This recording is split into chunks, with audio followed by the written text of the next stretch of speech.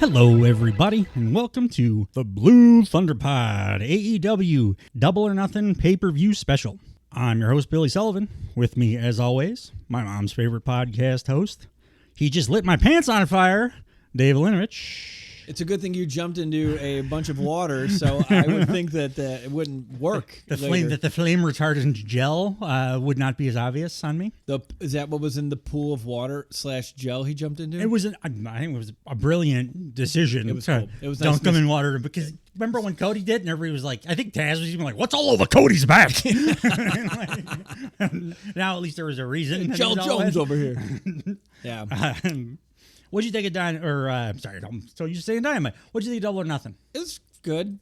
It wasn't their best. It wasn't their worst. It was there. I'm with you too. I think I'm right there. It's tough coming off because Dynasty was an all-timer. All-time. An absolute yes. all-timer. This, to me, on our first watch, it's a little difficult on the first watch when it's on the Aussie deck, my home, especially when I have multiple people over and I'm doing food and stuff. I'm watching on a couple of different screens, so I get a pretty good idea. Like for the big matches, I'll just say and obviously watch the whole thing.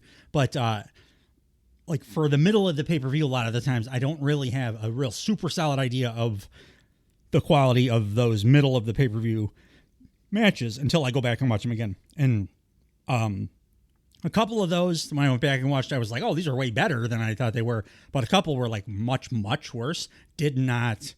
Were not of the quality that AEW has, the standard that they've set for pay-per-views and like in the middle of the show. They opened incredibly well, and then they did their last three matches are always fucking bangers thing, and then there was a couple other good ones. Yeah. But yeah, there was some rough stuff in the middle there, and for a 4.5 hour show, I personally don't have a problem with long shows unless you get up to like the 6 hours that WrestleMania was getting to before they split it. I don't mind long shows. I think you're getting your money's worth kind of thing. Yeah. I always feel that way. I don't get bored by it or whatever, but I understand a lot of people do and get fatigued and stuff. So if you're going to do a 4.5 hour show, you got to make sure you stick to that standard. Yeah. And I don't want to sound like it was a bad show either, because it was like the highs were fucking awesome. There's no 5-star matches, but there was like several 4+, which is a great thing to have on a pay-per-view. Yeah. But there was a couple 2-somethings on there too.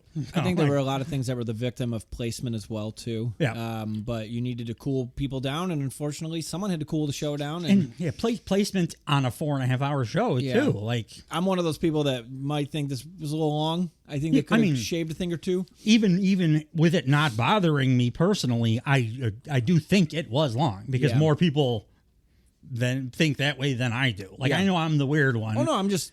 You said there's people. I'm one of those people. I think most people would be like, this felt long. It felt too long. And it was not because of the beginning. It wasn't because of the last third of the show. Right. There was this stuff in those like placement matches that all right, get on with it. And like everything had a story. Like nothing was just like thrown on there. Like, why the fuck is this on the show? Actually, there was one thing that was why the fuck is this on the show.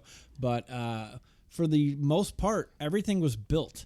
Yeah. So it's like I never thought I would say this. I think there were too many stories to tell on this show, and like keeping something off would have felt unjustified. But like having everything on also didn't feel too great. It's because it's the Big Four, and I know that they don't say that, but they obviously book it as the Big Four. Yeah. This was their first pay-per-view ever, but like they definitely booked Double or Nothing, it's a Revolution, anniversary of their existence. The four they booked those differently. Too, they booked and this was 5 years since the John Moxley came on DDT Kenny Omega on the Big Poker Chip. But the Big Four, they don't call them Big Four. They try to act like all the pay-per-views are the same, but for whatever reason, then the Big Four are always the longest shows. Right. They're always the ones that they feel like they have to get every story that's currently going into that show. Whereas if there's not a Big Four, if it's two like other shows, other pay-per-views over the course of a 2-month period, they'll split them up and just have the one story happen here, and then the other story they'll push to the next pay-per-view. Which makes for like a 3:45 pay-per-view, which is a lot easier for a lot of people to swallow. I don't think they should feel like it's necessary. It's not WrestleMania. It's not like I get it for All In. you want it. It's a zillion people. It's Wembley. You want to get everybody on the card. Yes. We're just gonna have to suffer through some like multi-mans and stuff. But I don't think they care that much, the wrestlers, about like being on Double or Nothing by comparison to like Dynasty or like whatever any of the other pay-per-views. Because this was MGM Grand. Garden Arena. Or Garden Arena, yeah, the adjacent MGM place where they do all the events, boxing and stuff. It was like hard to put a finger on it because there were different reports of what people said, but there was somewhere between like 7,500 and 8,000 people there. WrestleTix had 7,643, which is down 28% from the same event last year, which when I read that, I'm like, that's a little fucking concerning. But the product's not. I guarantee you it would have been not the same if they had known that MJF was going to be on the show. Well, yeah. Well, he was on the show last year, which is why it was 28% better attended. He's their biggest ratings. By a lot. Bump guy. Like, by a ton. Yeah. It was more interesting. The product's just not as hot as it was last year. No, absolutely not. That's not even close. That's all that means. But you know what's funny? It's not as hot as it was last year. It's a better show. It's way fucking better. It was kind show. of dog shit last year at this time, and this was like, even the things I was just kind of complaining about. It's been like just a really good watch. Like AEW is just much more entertaining and way less frustrating than it was at the same time last year when they were getting bigger. We've talked about it before though. Like 1997 WWF fucking ruled. Yeah. Barely anybody was watching it. They caught on to that, and then 98 was a much bigger fiscal year, but most of the cooler stuff happened in 97. Oh, yes. Yes. And so that's what happens in wrestling. The cool stuff goes kind of unseen, gets word of mouth, and then gradually builds. Right. And then a year like 2023, you get good numbers despite not putting on a great product. I mean, when you got one guy throwing the whole company on his fucking back, and then he goes away for a while, I missed him. Yeah. Now we got him and Will Ospreay, who's the other guy that I think is eventually going to be that too. So yeah, and they're so different. It's just lovely. They're very different. Did you watch all the pre-show shit? Like what? Like Deonna Purrazzo and Thunder Rosa. Oh yeah. But like I'm not. It was Deonna Purrazzo. This is as far as I will go into the Deonna Purrazzo and Thunder Rosa match. Yep. And I had it on the out on the deck, but I was like, Chad, what's this? Yeah. So like, what my note from that was, this is a better match than I expected. Yeah. It was Deonna Purrazzo's like best match in his first couple matches in the company. Mm-hmm. It wasn't like a world beater, but for like a prelim match, it was pretty entertaining. Yeah. And they cared. Like they went at it pretty good. I agree. I did want to make a point about the buys. They got 135,000 pay-per-view buys, which is like exactly what they are doing consistently, which it's one of those kind of under the radar numbers that people don't talk about. And like 135 just sounds like decent. But 135,000 pay-per-view buys, because we're in the era of nobody's buying pay-per-views anymore. And they do that, and they're almost on a full one pay-per-view a month schedule now. That's actually really very good. Well, to do over 100,000 pay-per-view buys at $50 a piece for most of them at they don't doing monthly shows. They don't have a choice. That's if you want to watch a show, you got to buy the pay-per-view. There's no network for them. No, but like $50 is a lot for. And I mean, I say get a VPN, but like $50 is a lot to drop like every month, and people are doing it. Yeah. So like the TV ratings are down, but the understanding that the pay-per-views are going to be of quality that is high enough that it's worth me dropping $50 every time for every month on it. That's a good thing. That's like one of the few good metrics that you can look at. If they're doing 100 plus thousand buys on a monthly, nobody ever did that. Like once on a monthly pay-per-view schedule. Right. That's really good. I bet you that's a big part of what the media rights negotiation stuff that Tony Khan seems so confident about. Yeah. And now Dave Meltzer's saying it's going to be like 3 times more than what people were speculating like would make them profitable or whatever. Mm-hmm. I bet you that is a big part of it, because that is what they put most of their effort into, is the pay-per-views. These shows are like, they're like, this one was a little disappointing because of the middle, and it was fucking great show. It was a great pay-per-view. Like, it wasn't perfect, so like that's the standard. They're so good that like if it's not perfect, I'm like it wasn't perfect. Just nothing felt like it resolved, or usually like at the big shows of the year, like you feel resolution. I felt more concrete end of stuff happened, at Dynasty and Revolution. and Revolution. Like, Revolution was a great show Revolution too, was though. great, Like, but like that fantastic. felt like, okay, we're really sticking a pin in shit and changing the story here. Like this was just felt like a continuation of everything that they've been doing, which is good. There's some stuff, and they did tie it off. Like, we're not going to see Mercedes and Willow again. We're not going to see Swerve and Christian like facing off again. Yeah, that's they'll fair. be just moving on That's to their fair. next things. They did a lot of angle stuff here too. They had a heel turn with Statlander. Yeah. They did actually way more like angle and story stuff than they kind of ever do on pay-per-views. They booked it like we usually book a preview. Yeah, which could also have been the thing that added to the 4.5 hour runtime. Like, you could do that on TV. They should have done a lot of it on TV. Yeah. Yeah. Because then you could even fit all your matches in if you just Tighten crunch it them up in a little bit. Yeah. And get rid of that, and you're under 4 hours then. Like, I agree. everybody's happy. What else was pre-show? Cage of Right Agony down. versus the Acclaimed. Max Caster's mustache is like my favorite thing on Oh, I earth wrote- right now. I wrote, he looks like... Yeah, I read it and I didn't say it because I wanted to let you say it. Oh, did I send you this one too? I saw it in your notes.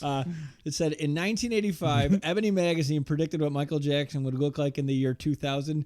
He'd look like Max Caster. It's not like on my notes every time they come out now. I'm like the Acclaimed plus Max Caster's mustache are here. it's a separate entity. It like has destroyed all other mustaches. It is. He's a 1940s suave motherfucker. He looks like a Commodore. Yeah. It looks amazing. Yes, he does. Like, I thought, I was talking about, like, I think he's turning heel. As soon as he grew that thing, I'm like, oh, no, you're What is babyface. it I about love a you. mustache that just shoots you into a different I don't know. stratosphere? Like Cody Hangman did it too. Page, Cody, like, Tom Selleck looked badass. Yeah. You know? Like, Takes the mustache off, everyone's upset. Magnum TI. Your dad has a mustache, and then you shave it. Your fucking children hate you. My dad had a mustache for many years. Took it off. Looked like a Puerto Rican, like a drug cartel leader or something. In all the old pictures, I don't remember him that way. Sure. I remember him as a Well, very he was- masculine man with a mustache. It's because he was never around. Yeah, he on took it account off, of and I was being like, "Oh, you got old. Why'd you get old?" Mustaches are masculine. I have one right now. Well, I also have one. Yeah, you have grown in your a little bit more than me. Yeah, the beard I grew beardo. out. Yeah. But I mean, yours is nice and dark, and mine's all filled with grays. So No, it looks that's why great. I know. I think it looks good too. Yeah. But that's why I think that the mustache should be more prominent on my face, because your beard is more symmetrically colored. Yeah. I like to keep it consistent, keep it tight. We got some fucking kick-ass mustaches on this show. Like Roddy Strong's is like, it's a masculine mustache now. Yeah. He doesn't have like the nerdy mustache now, and his whole character is different. He's like a ass kicker again. Good. Oh fuck yes, good. Yeah. He was and the show opened. Speaking of, with Roderick Strong versus the Billy Goat, Will Bloody Ospreay. Don Callis on commentary. With Don Callis, as always, with Don Callis on commentary, fantastically. I think a thing that we complained about, both of us, that happened in Dynasty, now was a strength on Dynasty because it factored into this match. Go on. A match that we both loved, but one thing that we didn't necessarily think was great was Roddy Strong versus Kyle O'Reilly. The match was unbelievable, but we both thought that the ending felt a little abrupt and out of nowhere. Yeah. What that did, for me at least, so I'm thinking it wouldn't be just for me, for other people probably too. In this match, when Roddy Strong did one of his several sequences where he would hit a bunch of like very high impact moves in a row, it felt like he could end this match. And like this could be just the end of Will Ospreay's streak. Yeah. And that's how we're doing it. And it really felt that way. And I don't think it would have felt that much the case had that Kyle O'Reilly match not ended the way that it did. Sure. I think it informed the way that I watched this Roderick Strong match. I think Roddy's gotten a lot of like kind of down low character building stuff. A lot of it done in the ring, but like just attitude stuff, and then like that kind of stuff over the last couple of months. Right. I love him right now. Oh, this is the best version of him since he's been in the company. Yeah, By a long shot. I mean, because he was nothing and then goofy. Yeah. And now we're getting like the badass version, even kind of more of a badass than we saw in NXT. And I like his look and everything too, which is like nice and like clean, a bad guy mustache kind of thing. Yeah, clear glasses, 1 hour photo vibes. Yeah. This match fucking ruled. Obviously, it's Will Ospreay. It's his. I would say it is Will Ospreay's most diverse match. Both guys worked about 4 or 5 different styles during the course of this match. Right. Like Ospreay's done the strong style, the Kenny Omega style, like main event, whatever. The heavy striking, which you would think because the Roddy Strong, thing. That's Roddy's big on that, like knee strikes and stuff. But they were doing everything. They were doing like catch as catch can. They were doing strong style. They were doing the thing that Ospreay's most famous for, the like sequence, the counter sequence into a thing. Mm-hmm. He did a sequence where he countered I forget what the move Roddy was going, high knee or something. The sequence that ended up with Will Ospreay in Roddy Strong holding him in the Styles Clash position. I don't think it's physically possible to do what they did on that.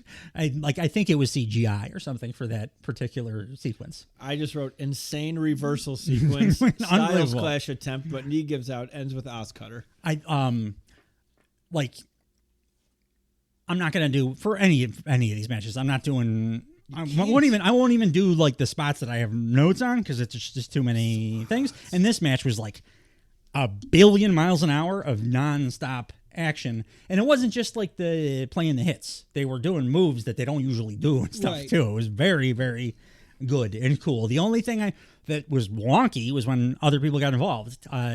There was one point when Will Ospreay gets put up on what's his face is not Matt Taven, the other Kingdom. Mike Bennett. Mike Bennett, Maria's husband. Put up on Bennett's shoulders, and then Taven got in the ring and went to try to do a tope. He like very badly botched it, which caused him to kind of swipe at Ospreay, and then Ospreay did like a gainer flip off of to sell it because he was doing his best to sell it. And on initial like action, when watching it in real time, and then with the way that the commentator sold it, I thought he landed right on his head. And it was just like more Ospreay magic. He was just like making up for Taven's terrible botch by making it look like that, when in actuality, he actually landed on his knees first, and he was like as safe as a person could be. Yeah. But if you watch it in full speed, you could watch it 10 times in a row and be like, no, he's like landing on his head. And especially with Callis, I'm like, oh, he's broke, his neck is broken. I can't believe, like, we may have to stop this match or whatever. Right. They do a great job selling it. But, like, Ospreay can just turn anything into something that looks awesome, but is actually safe and, like, in practice. But only safe for him, because nobody else can do the stuff that he can do. Good.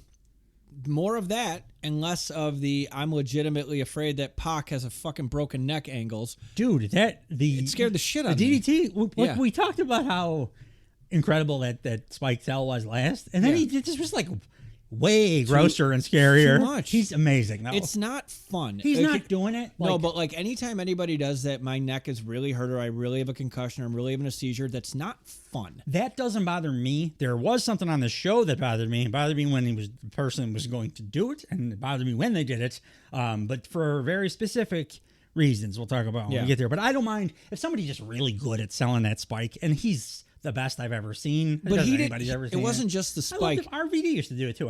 This is different. He landed with his like feet like in a different position, and the commentators are like, "Oh, something's wrong here. Something's really wrong here." That's not fun. I'm not having fun when I think a guy legitimately broke his fucking neck. I like it, but I absolutely understand that perspective. Like when I'm like, "Oh, should we keep going?" Yeah. Like, because we have enough history and we have enough hindsight. If it was a different guy too, maybe I would be like more in your direction of like, you don't have to sell me that hard. Yeah. But just because it was Pac, and that's like, I know that's his thing, and like I've seen him do it in a zillion different variations, so I didn't feel any worry there.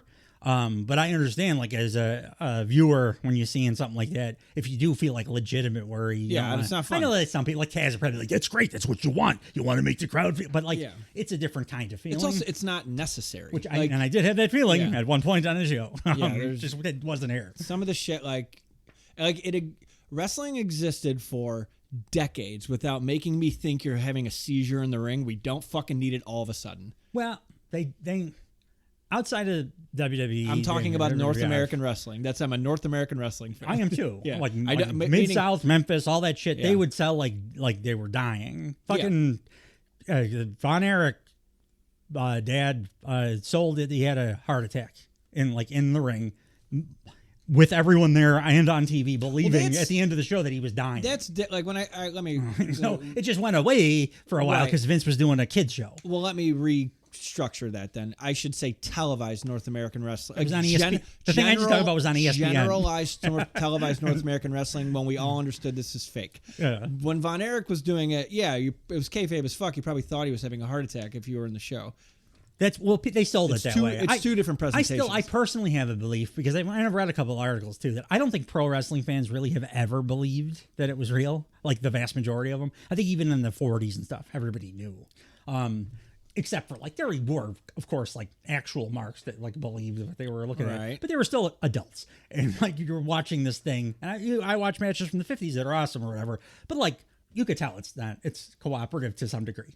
And I think people back then had the same brains that we have in our heads now too. So I don't think kayfabe is as big a thing as wrestlers and promotions like to fantasize that it is. I think it always has been kind of a wink and nod, yeah, it's real. I just don't think people are that susceptible to. Right. Irish whip has always been a thing. Yeah. Nobody well, fucking thinks you that can Irish you whip can can happen. destroy the logic of a wrestling match. Watch wrestling with someone that doesn't watch wrestling it's tough. and loves UFC. Yeah. And it's it's not even fun. He's like, why is he doing that? It's It always devolves on me into me having to then explain to them why writing dramatic things has value. Movies are good because there is a story and dramatic build and stuff. UFC fans get offended when it's presented as real. That's when they're like, this is fucking stupid. It's not real. But nobody presents it as real. Sure they do. They talk about how the injuries are real and the physical force they're using with the stuff is real. But no, there's nobody today that's not today, but let's not pretend that wrestlers didn't. Oh yeah, no, they definitely sued. pretended. I think I'm talking just about the actual people that were watching. I think more than half of them, going back to just after the Carney days, were always it's fun though. I think that's probably what it was. Yeah. I just think it's overestimated the number of people when you hear wrestlers talk or promoters talk about back in the day how kayfabe how big it was. It was big to them, but I think the people watching it more than half were yeah, we get it. There were people trying to stab Stan Hansen, but never or whatever. When I say generalized North America, I'm talking about WCW and WWF because I didn't watch. They're bringing back the I'm not watching TV in the 50s stuff. or the Von Erichs or Mid-South till I'm older. It was 80s. I was 3. I watched Mr. Perfect and I watched Coco Beware and I watched Mr. Perfect was doing Conan. that shit in Memphis. He wasn't doing it on WWF. No, he was wasn't spitting on gum and WWF. throwing a towel. Yeah. That's my point, and that's what most people see. So when you have shit where people look like they're legitimately dying, and we've seen legitimate injuries on television, it's not fun. That's my point. It's just not fun. Yeah, and I'm never going to argue a personal taste thing. I get it. I think it's a fucking gross way to sell a match. Actually, also too, the fact that he does that and it doesn't result in a finish makes it devalues the sell, because even when Danielson did it ended the fucking match because he's very good at his job. But you can't stick that in the middle of a match and expect me to think that it's. I don't know if there was a save or anything, right? I don't have it this sequence, so I'm not sure if it was a pin that he kicked out of or if it was it was a 6-man. So they did. By the way, very happily. And during that match, we didn't finish talking about Ospreay, but he did. And the biggest thing that happened on the show in between the was it when Wardlow tried to interfere? Yeah, he's a real big failure, isn't he? Wardlow also tried to interfere in this match. I do like his gimmick where he puts in the bare minimum. And then he did it basically he shrugs his shoulders. What are you gonna do? It's pretty funny. Walked out, which it was nice because it led to the angry Adam Cole promo. Yes. So not to short sell it, but Will Ospreay won this incredible match. It was one of my favorite with a Stormbreaker after which we haven't seen him use a ton of since he's been in the company. And it was because he a couple of times was he was going for the Tiger Driver and he's He's like, I can't do it. And Callis obviously is like, put him in. Callis was yelling, put him in the hospital. Put him in a chair. He's so incredible. He hit the Stormbreaker after Roderick Strong tried the end of Hardick, and Ospreay landed on his fucking feet. Yeah. So I know you don't watch Collision, and I usually don't either, but I had heard about this, so I watched it this week. Will Ospreay had a 5-star match against Kyle O'Reilly. By the way, like absolutely a 5-star match against Kyle O'Reilly on Collision in front of nobody. He did a kip up without using his hands. I can't even fucking figure out how. He just kipped up. Shawn Michaels used to do that. Michaels would go way back on his. He not necessarily put his hands down. I know what the spot you're talking about, and that's he crazy would do it too. real slow. Ospreay just did it like he got knocked back and then just kipped up. Like it was. Oh, I've seen that. It's not the same as the thing that we've seen. Okay. Because the thing I just described, there's another thing that looks like that. This looked like he used the top of his head to kip up perfectly. Well, he's got superpowers. Coming right off of a. I think he's CGI. I think that's what MJF was so pissed about in his promo. Mm-hmm. And he's just like, you guys love this motherfucker, and he's just, you don't know, if you're not watching on TV, there's nothing here. He's CGI. Because I have no other explanation for how he does most of the stuff he does. Yeah, but he got the win in a absolutely wonderful match that I gave 4, and what did I get? 4.5 stars. He also, on his way out, hugs a guy dressed like Jesus Christ. Yes, he does. And it's not the only allusion to Jesus we get on this It is certainly show. not. Great way to start the show. High octane, very high energy. I actually really like the next match as well, but the next segment was my favorite thing that happened on the show. Yeah. Adam Cole comes out. He's obviously pissed off because and he got his Adam Cole baby music because his team has failed him, and he's just bitching and I shouldn't be able to do this. I should be home rehabbing my ankle, but these idiots can't get anything done right. And then he's like, and you people need to recognize me too, like what I am. And then he pulled out the devil mask. Yeah. And as soon as the devil mask came out, the entire crowd went fucking bananas and didn't stop going bananas for the next 20 minutes. And we brought it out to say, you got to give the devil his due, talking about himself. And that man is, and he went down to do his side to side Adam Cole, baby. But then the lights went off, popped back on. Lights went off. People went fucking ape shit. Roof popped off the building, came back up. And on the Tron, there's a video, first person perspective video, walking down a hallway in what looks like a pretty affluent home. Turns into a room that is adorned with multi it's got pieces of historical MJF it's got a painting of him on the fireplace, large photos of old MJF moments. Still called it out as it was happening in real time. It was unbelievable. Yeah. He's like, that's a this. It's a mannequin wearing an oxblood suit with a Burberry scarf, a mannequin hand wearing a diamond ring, which is removed by the camera operator. Yeah. There's a large poker chip, a Nightmare family shirt, 2 dog collars connected with a chain, an oxygen tank. Still my favorite. There was something hanging on the wall I didn't recognize. Me too. Same thing. Giant key thing. That could be a MLW or something. Could be, yeah. Maybe from his Dynasty. That was his faction back then. Oh, okay, that makes sense. Way in the back, there was a white suit jacket and a bow tie, which I missed at first. From the Jericho days. All while this orchestral music is playing. The slow part. Whoever this is, we can't imagine who, pulls out a ripped half of a photo. One side is of Adam Cole, and then he picks up another side that is MJF, puts them together, and then it's silence in the whole time that this is happening, there are I had a larger group of people at my home to watch the show. They were watching me. I ran up to the screen about 3 inches away from it, and I was jumping up and down and just saying, please, just give me the bam, bam. I just want the bam. Come on, give me the bam. I need the bam. And then we got the bam, bam, bam. Fucking place erupts. MJF comes out wearing the full Triple H return from injury, super famous homage thing he's doing. The leather jacket with the ruined 2 perfectly good jackets. Leather jacket with the denim sleeveless over the top of that, very clearly it's the Triple H thing that I thought was cool at the time, and then immediately realized it wasn't, but now think is cool again because I love wrestling and that's an iconic moment. And MJF loves to like reference iconic stuff like that. And this is his big return. He looking real jacked, baby. Looks enormous. Every wrestler that gets hurt, if it's like not an upper body injury, they always come back. Well, they have all the time in the world to lift. Yeah, so, exactly. yeah. They don't have to like heal from matches and stuff. Right. And they can cycle more properly probably when they're at home. Like, but just like looking incredible. He, Adam Cole immediately starts jabbing at him that like, oh, yeah, well, yeah, it ended bad, but like, you know, we had a lot of good times. Like, we should still be together. Fuck my other friends now. Let's just be friends still.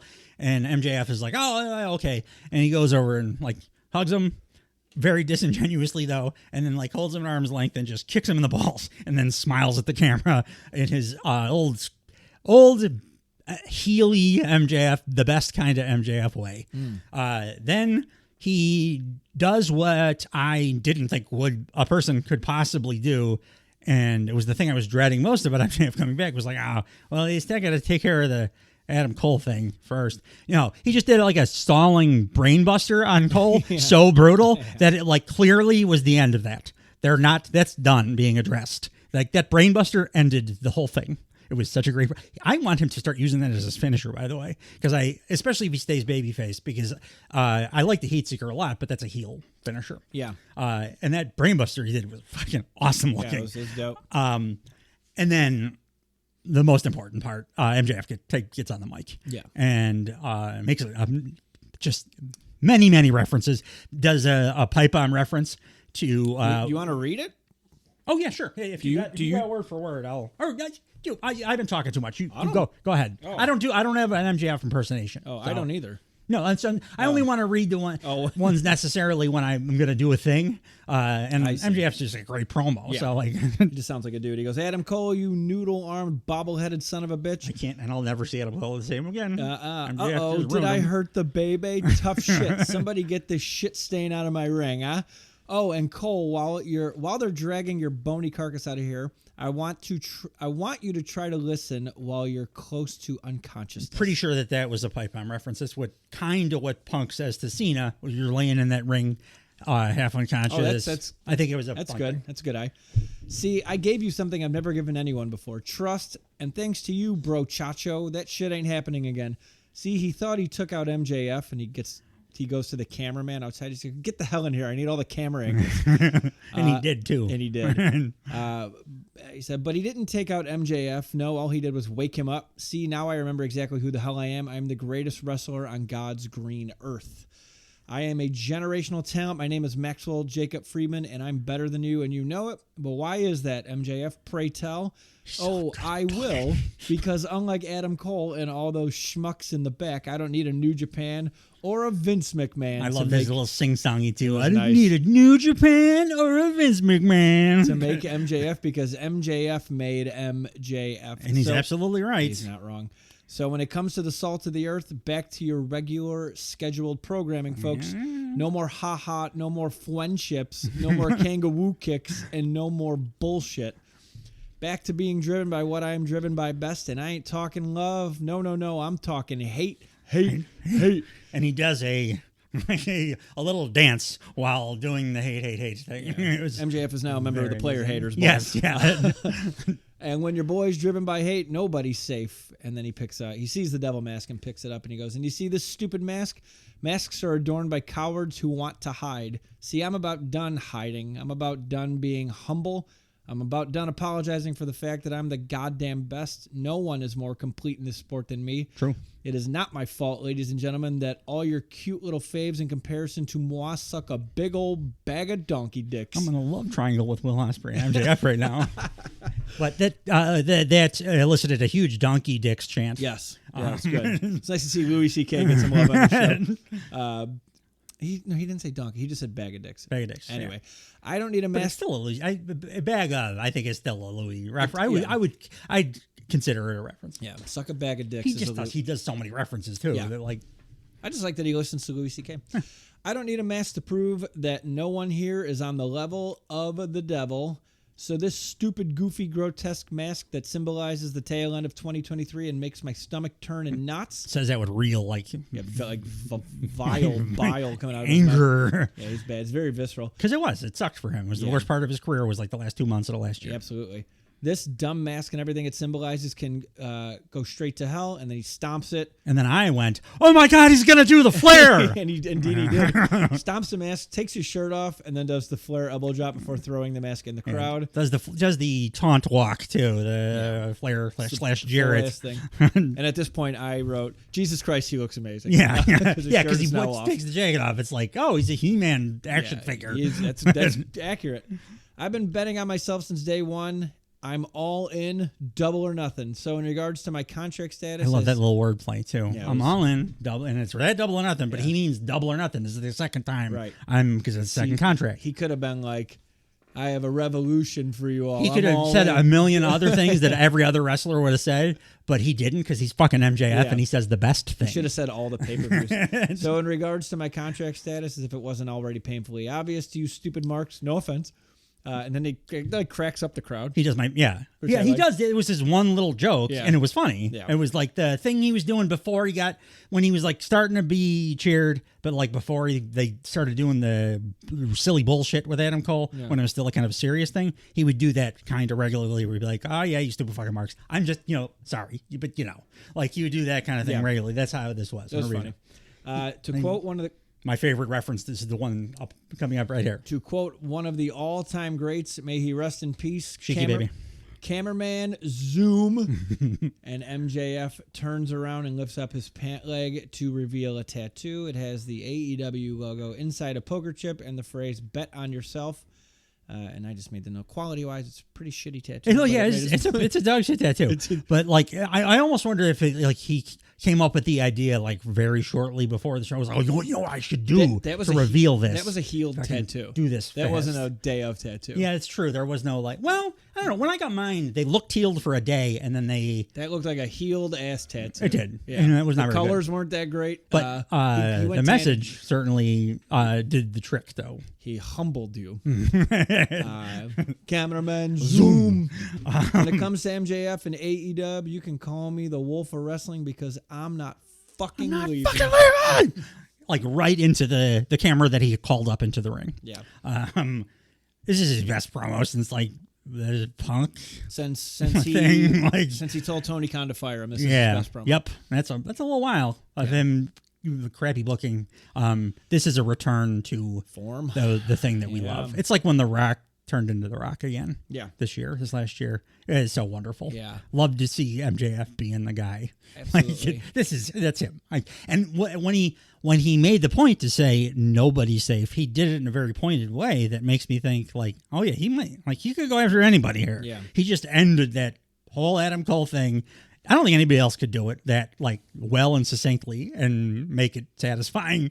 He dropped an elbow on a mask and gave a guy a brainbuster, but it feels like, oh yeah, he ended that feud, and it's correct the way that he did it. Like it was unbelievable. He's just the best. As Stuss has said many a time about MJF, whether you think he's the best now or what, I think when it's all said and done, that guy's going to go down as the greatest professional wrestler that's ever lived. I don't know that he's there now, but like nobody's, like he said in this promo, nobody's ever been as complete at everything you need to do in pro wrestling, especially at the age that he got there as MJF is. Right. And when he's allowed to do his own thing, which this is. Yeah. It's just the best. It's the most that this was so good. I think it was a mistake putting it at this point in the show. Yeah. Because there was it took me a while to get come down from the MJF thing and get into something else. Yeah. Because the next match was a very good match. I didn't feel much for because I was only thinking about MJF. Yeah. And, the kind of the ramifications of what we just saw and all the different references he made and stuff. I glazed over for the next match. Yeah. I would have put this later on the card. I fucking hate where it was. Yeah. Hate it. I think it's the worst choice as far as placement goes on anything on the choice. because it's the most exciting thing that happens on the show. Yeah. And it is right after the first match, which was probably your most exciting. I don't think the first match was the best match on this show, but it was the most exciting match on this show. move for move. So you did your most exciting match and then the most exciting thing you're going to do on this whole 4.5 hour program. Yeah. So like it's everything's going to suffer after it. Right. I had to like go back and watch the match that followed, which was the 6-man tag title match. All these guys, by the way, the Bang Bang Gang, and who they Death Triangle, to something that you were always harp on, and now you've convinced me, and I want it all the time. I want teams to all like we were talking about in our other Blue Thunder Pod episode that will go up at the same time as this. So if you haven't checked it out, check it out for King and Queen of the Ring tag teams, and in this case, 6-man tag teams. They should have like a unifying thing. They should wear the same kind of colors. They should have a name. They should have their own moves. And both of these teams like did that perfectly. Yeah. They all look like they like planned their shit out in the car on the way to wherever. And then like their gear was awesome. Even Pac, who usually just does the black regardless, he like took the step to put like gold. The armband things that he puts up by his like armpit to make his biceps even more giant.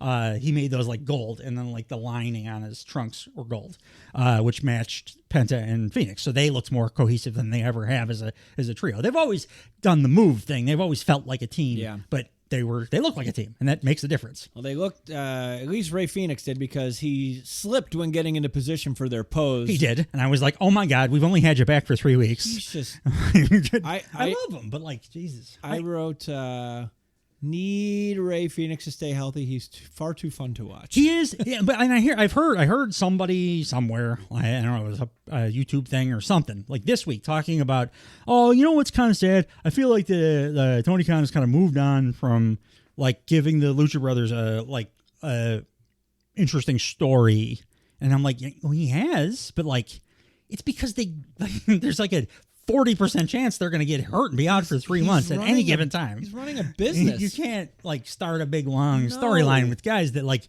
might get very badly injured. That's like, the history of wrestling. No one gets like pushed if they're injury prone. They didn't put they didn't like ECW even. You didn't see him put New Jack in title programs because there was a chance he was going to like jump off the rafters and try to kill somebody and like take a fork in his own eye or whatever. So and these three are like they wrestle like the most dangerous, nonstop, incredible to watch, super fun to watch style. And then just they're gonna get hurt. Yeah, but Phoenix is particularly like he slipped, and it was like he feels like Nordbergian, as I called him before. I love it. I thought the guns, particularly in this match, were fantastic. Austin, I'm always going on about how much I like Austin. Colton with the weird armpit tattoo. Yeah. He's kind of a strange looking dude too.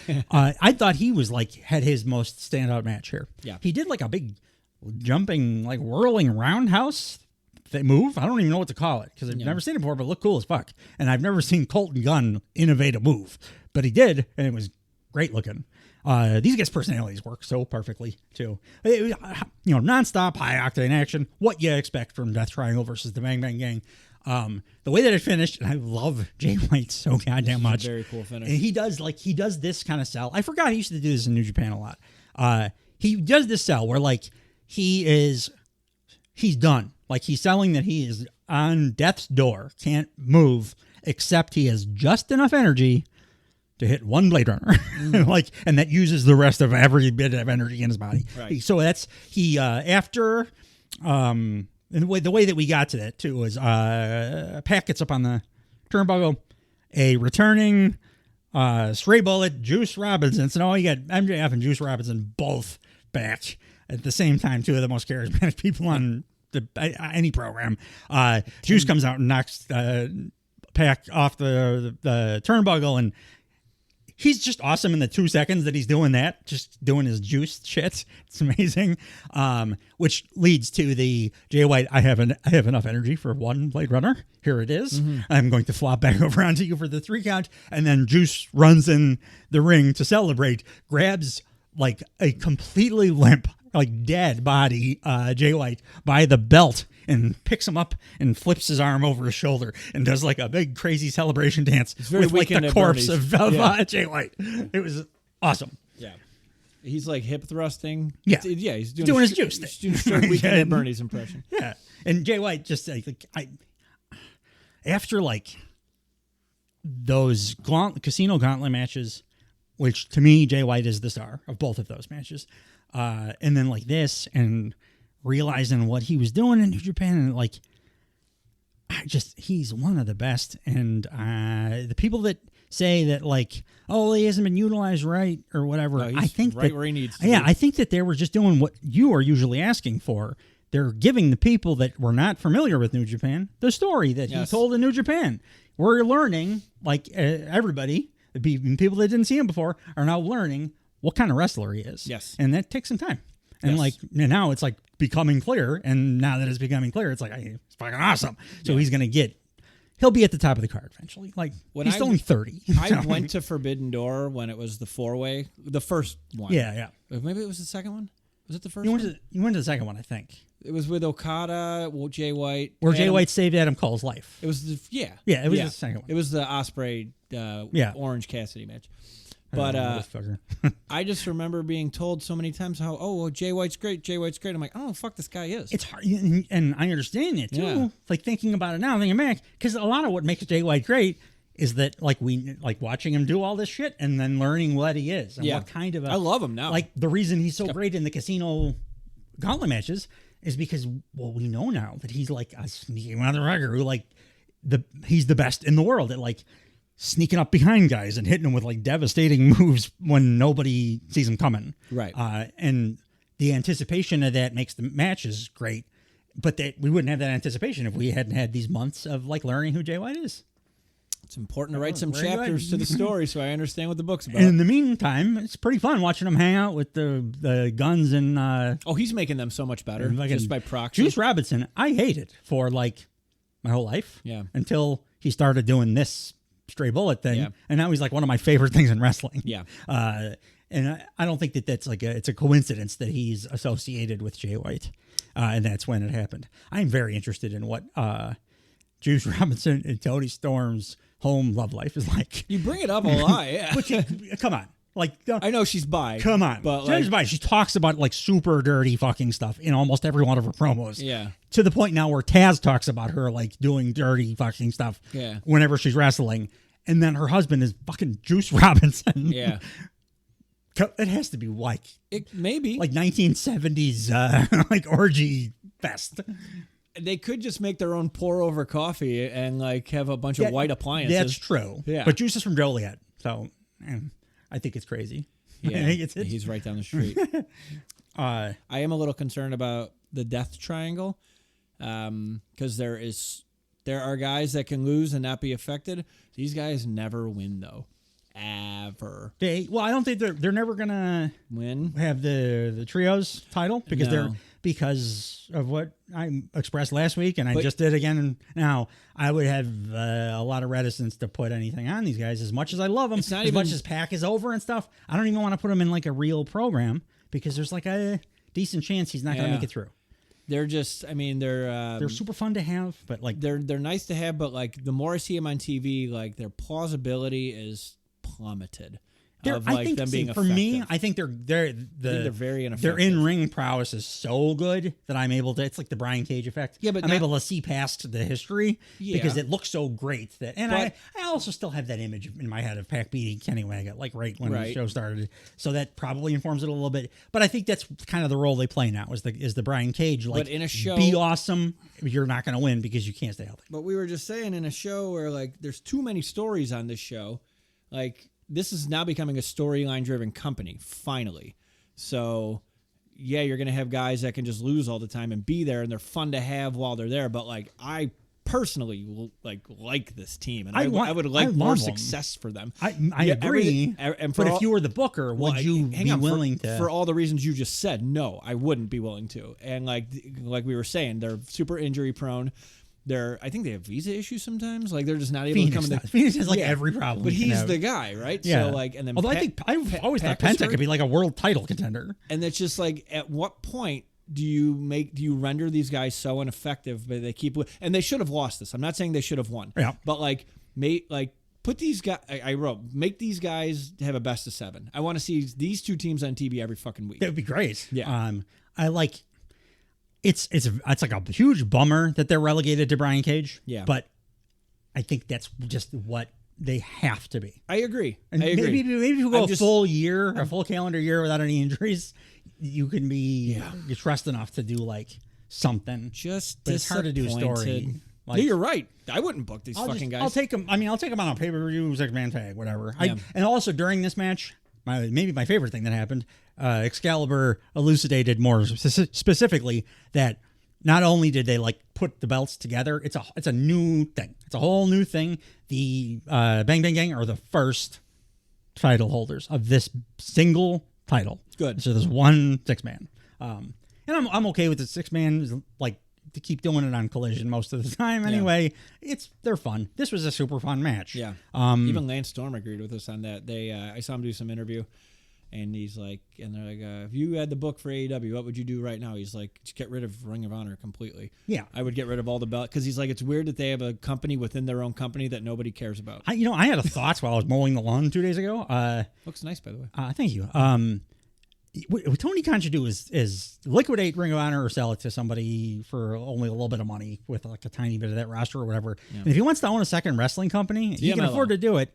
CMLL or New Japan at this point, he could probably buy. Yeah. And he really loves New Japan. And then you can like let Bryan Danielson book AEW and he can go be Ghetto and book New Japan like he's always really dreamed of doing. Yeah. Because it's enough separation that it's not going to annoy us that the two companies are constantly. Then you have grounds where all these guys coming over would make sense, because you could do interpromotional stuff technically under one umbrella. Yeah. And if he's getting a TV rights deal, which I'm praying to the heavens above, goes on like HBO, like something with. I want to stream it so bad. I want something with a library where I can constantly. Well, you have some of that now, because I realized that you have the VPN. Yeah. So, but I'm spoiled. It's a pain in the ass for anybody to have to like do those steps. It'd be nicer to be able to turn on Max and have the entire library. That's what I'm saying. Yeah, no, I know. Yeah.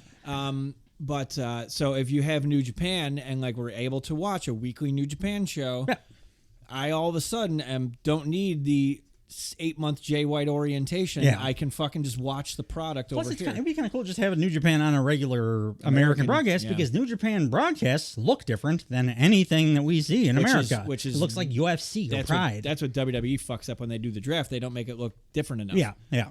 That's one of the things. And actually drafting people would have helped too. Yeah. Or in the understanding first what a draft round, is, the 8th pick. Yeah. It'd be the 8th round, the 8th pick. Not drafting every single person to the show they were already on. Whatever, it was gimmick. I gave the match 4 stars, by the way. That's how good the action was, despite the fact that we knew exactly who was going to win. It was a stupidly fun match. Yeah. But I did for the first half of it though. I don't remember the first half of the match from the first time we watched it, because I was like, MJF. Yeah. Like Juice Robinson is like what snapped me out of my. I can't stop thinking about the thing that just happened. We're not an hour into the show yet, and the biggest thing that should have closed the show. Right. So even me, Mr. AEW fan, super fan number one, MJF is so much of a force of nature. They should have known. You can't put that in the opening hour. Yeah. It was a decision. Yeah. I was trying to think did anyone ever come back mid show like that before? The only thing I can draw some kind of comparison to, it's not even a comeback, but when Seth Rollins appeared on a takeover prior to a WrestleMania. When the Triple H, the actual return. It was on a Raw, but it was like mid-show, right? I'm not saying that it wasn't the main event. It certainly was not the main event. MJF is just so into his like wrestling history and making those like the whole CM Punk feud was just those two making like constant references. He loves that so much that he may have wanted to do like I'm going to do it the way that Triple H did it, because that was like one of the most memorable returns. All right, I like it again. We talked about before that Triple H return. I love it, and I don't like Triple H. But that was awesome. Like, it was so awesome. Madison Square Garden. It was the best heel crowd, and the place was enormously loud. Yeah, it was like stone cold loud for a dude that wasn't really even that super over No. before he went out. No. Came back. You know what Gas though? to the gills. I'll give the live AEW crowd their due. Crowd was awesome. Like they stayed hot for 4.5 hours, awesome. even though they just like had to scream for 20 straight minutes when Yeah. MJF was talking the whole time. Like, I would have been pretty tired, and like if we went to the show, I would have just been talking at you guys about like the MJF thing, and like not even looking at the ring for a while. Like I would have had to go to the bathroom. Yeah. I'm at that age. Yeah, the AEW women's. Are you old enough yet, Dave? Where I'm waking up in the middle of the piss night. dribbles out of your dick no matter how much you No. shake it off. That was a fun discovery like 2 years ago. Yeah. That I have to like if I really want zero drips, I have to like whip my dick around like a helicopter like to get it all out because the muscles inside or whatever they're not as taut anymore. It's really irritating. It's more spongy material. Whatever the fuck is in there, the hole doesn't hold the liquid in. Sure. After you're done peeing, you can't do the 2 shake and fucking close your pants or else you get piss stains. Well, shake it once, comes that's with the fine. mid-40s. Shake it twice, that's okay. Shake it 3 times, you're playing with yourself. It's going on the list, Dave. This is the anthem. Throw all your hands up. Every time I get done peeing, it looks like I am vigorously masturbating, like 100% of the time because I don't want piss in my underwear. Sure. I asked my dad, I'm like, what do you do? Like as soon as it started happening to me, because he's 70, I'm like, what do you do with your dick when you pee, Dad? And he was like, I don't know. I just it dribbles. And he's like, yeah. I'm like, well, do you have to do it like I do? Because I'm a little obsessive over it. I like shake the shit out of the thing because I really don't want pee in my underwear. But I don't see any other way except like putting tissue in there. Maybe and that feels weird and like maybe a more grandma thing or something. Maybe more liquids for you. So I drink like 8 8 gallons of water a day. I drink more water than like just about anybody I know outside my own wife. Yeah. So like I'm definitely hydrated enough.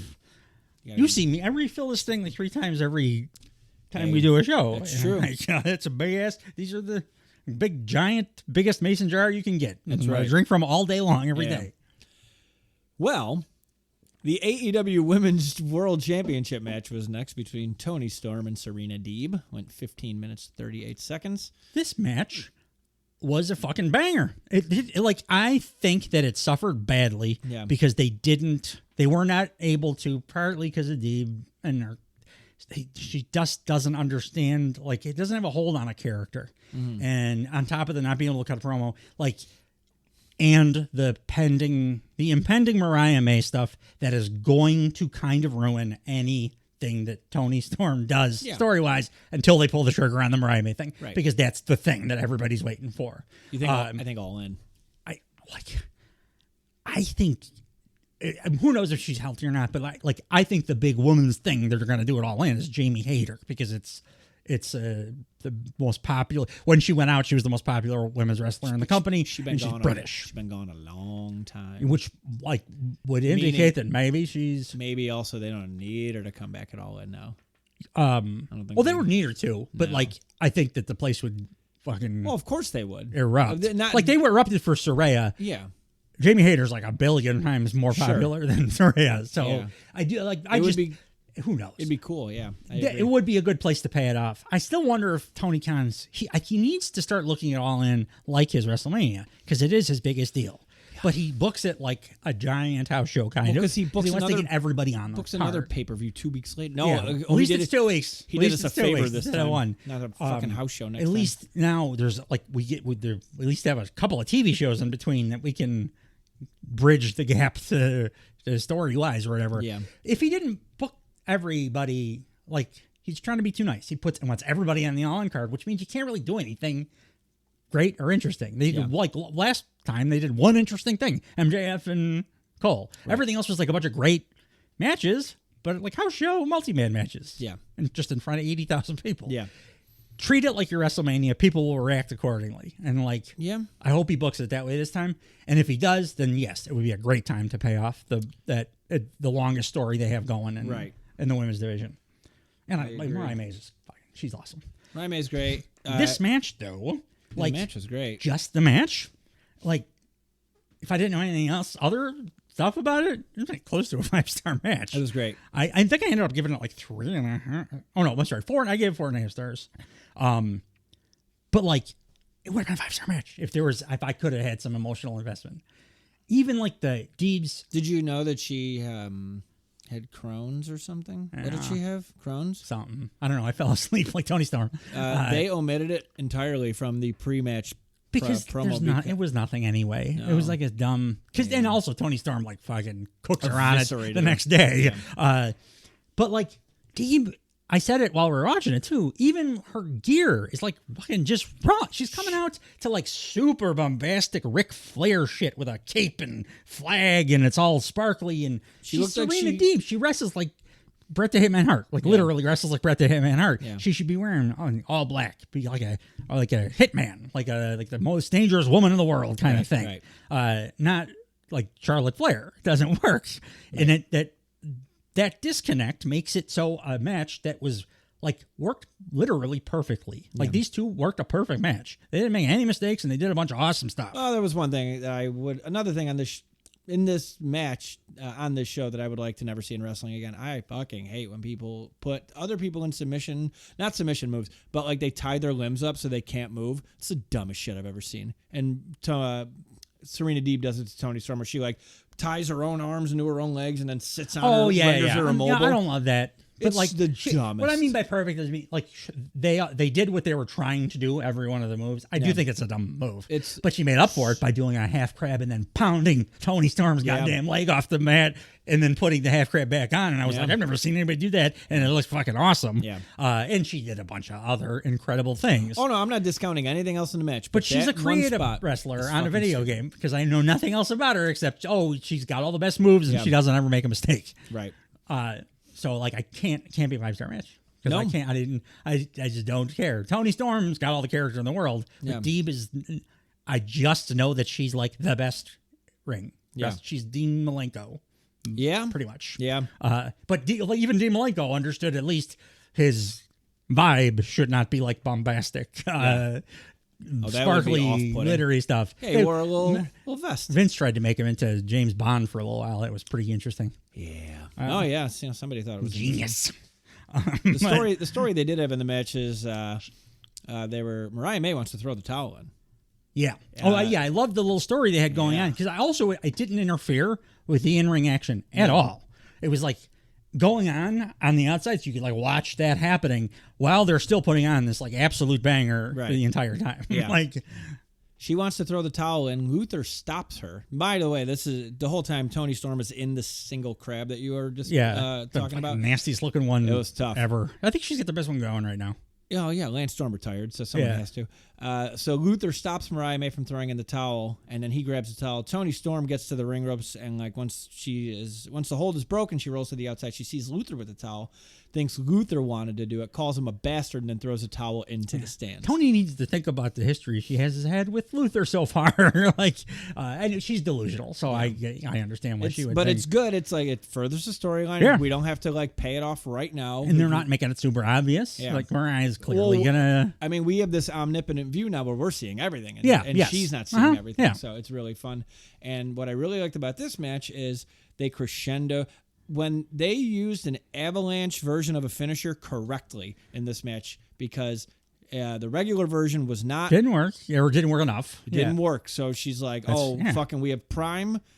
So what happened was Toni Storm hits the Storm Zero, doesn't fucking work, and she's doing what Becky Lynch does if she can't win with a fucking body slam. But Toni Storm usually does. It's not super protected, but she wins 95% of the time with that Storm Zero. Her reaction was justified for her character. She can't fucking believe it because Storm Zero always wins.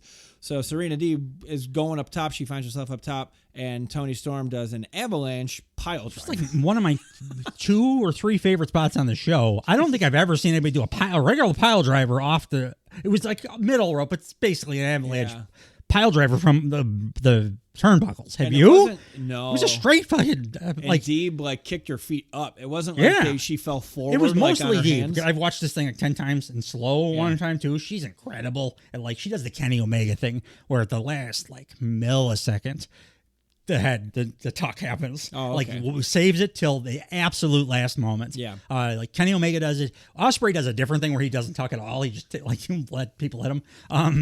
But it still doesn't hurt him somehow. Right. But like Kenny Omega's the best I've ever seen at doing that. Like just last second, and Deeb did exactly that on this. Yeah. And I'm like, to take that risk, a pile driver off the goddamn turnbuckle. It's like, And Tony, who's paying attention, doesn't even think that's going to work. Picks her up, hits her with another Storm Zero, and that's the W. Like the swerve thing, I liked. Be smart. I like it. That like, is a correct fucking use of escalation in finishers. The whole match was an escalation too. Yes. It was like we talked about it a little bit in the Randall Keith Orton Gunther match from the other pay-per-view. Go listen to that show. Perfect escalation throughout the end, like intensity rising. Also on the Cody and Logan Paul match, rising. It got more and more brutal as the match went on. And these two can both really fucking go. Yeah. I'm so happy that Tony Storm decided to go back to wrestling like Tony Storm and abandon the character stuff, because that character Tony Storm against Deeb would have kind of sucked. This match kicked ass, but unfortunately it felt like a kick-ass match that I was watching on Collision, because I knew who was winning, and I don't know anything about Serena Deeb except that she had some kind of an illness. Oh, and then she started. She started in the Straight Edge Society. It's a shame while she was there. While Punk was there, those two never even like winked at each other. Yeah. It would have been cool. This is a match I think could have been not on the show. Just my opinion. I just said, I think it felt like I was watching Collision. Like, Orange Cassidy. You know what you should have done with this? Yeah. Put it on a Dynamite as the main event on a show where like Mercedes 1A has a match too. So you're making a statement. We're putting two women's matches on. One of them is going to be the goddamn main event. Yeah. This would have been an unbelievable main event for Dynamite. I gave it 4.5 stars. Oh, I meant the next match. But like, I liked that this was on. Okay. But I think that about this one too. Yeah. Like it was incredible, but the stakes, I never felt the stakes outside of the actual moves. I think like the escalation of the moves was so great that I felt danger for them. Like, but they didn't do enough. No, they tried. That's why they did the illness thing. But also too, I think politically, I think keeping this off the show would have been So Tony would have. If they did it in the way that I'm asking for, I think it would probably help them in the long run. Like the women's division needs to start getting more than one match on Dynamite, right? And that would be a nice way to kick it off. They have enough fucking stories, and they have enough incredible performers right now. But still 4.5 stars for that one. This next one absolutely should not have been on the show. No. Like, no way at all. We've seen this already. It was very confusing. The best thing about it was Orange Cassidy against Trent, and they've been doing the story, which is like a decent story. And I liked it. Like Orange Cassidy came out to the Pixies again, which is like his character has been this darker version for the last like half year at least. He's even got a black T-shirt. He's wearing a black T-shirt, darker denim kind of thing. I like that, and he's dealing with some dark shit happening in his life, so it really fit. I was very happy about that. Match was like pretty good Dynamite match. Yep, it was a pretty good OC Trent Beretta Dynamite match. They're both really good workers. And Orange Cassidy fucking won, which, what? Where are we going now from here? I talked about it on the Dynamite. Yeah. I did. When he first came out on that Dynamite, it was back to Jane again at the beginning of the show. And I was like, oh, what the fuck? But then later when he was in the Gauntlet, it seems like he's going to stick with the Pixies. So that's good. But like, they're continuing the story. But the bad guy already lost. So, like, what are we doing? But he leaves all dejected, right? Yeah. Did he not turn? Did Don Callis not absorb him? Don Callis hired Trent. Yeah, that's what I'm saying. Yeah. And Statlander turned on Orange. Oh, well, yeah. Oh, that's how Trent was able to sneak up on him. Because it would have been Orange Cassidy. Like, he's always one of the smartest guys in the room as his character. Like, he knows more than you think he does. Which it would have been pretty bad if he would have allowed Trent to just sneak up on him in like the Don Callis segment, because everybody saw that coming. The way they got around that was they had the shock moment of Chris Statlander coming out like, fuck off, Orange Cassidy. My best friend is joining the Don Callis family, and Trent had snuck up behind him. Now besuited, like wearing a all black suit and stuff, and then he attacks and beats the shit out of Trent's wearing a suit? Yeah.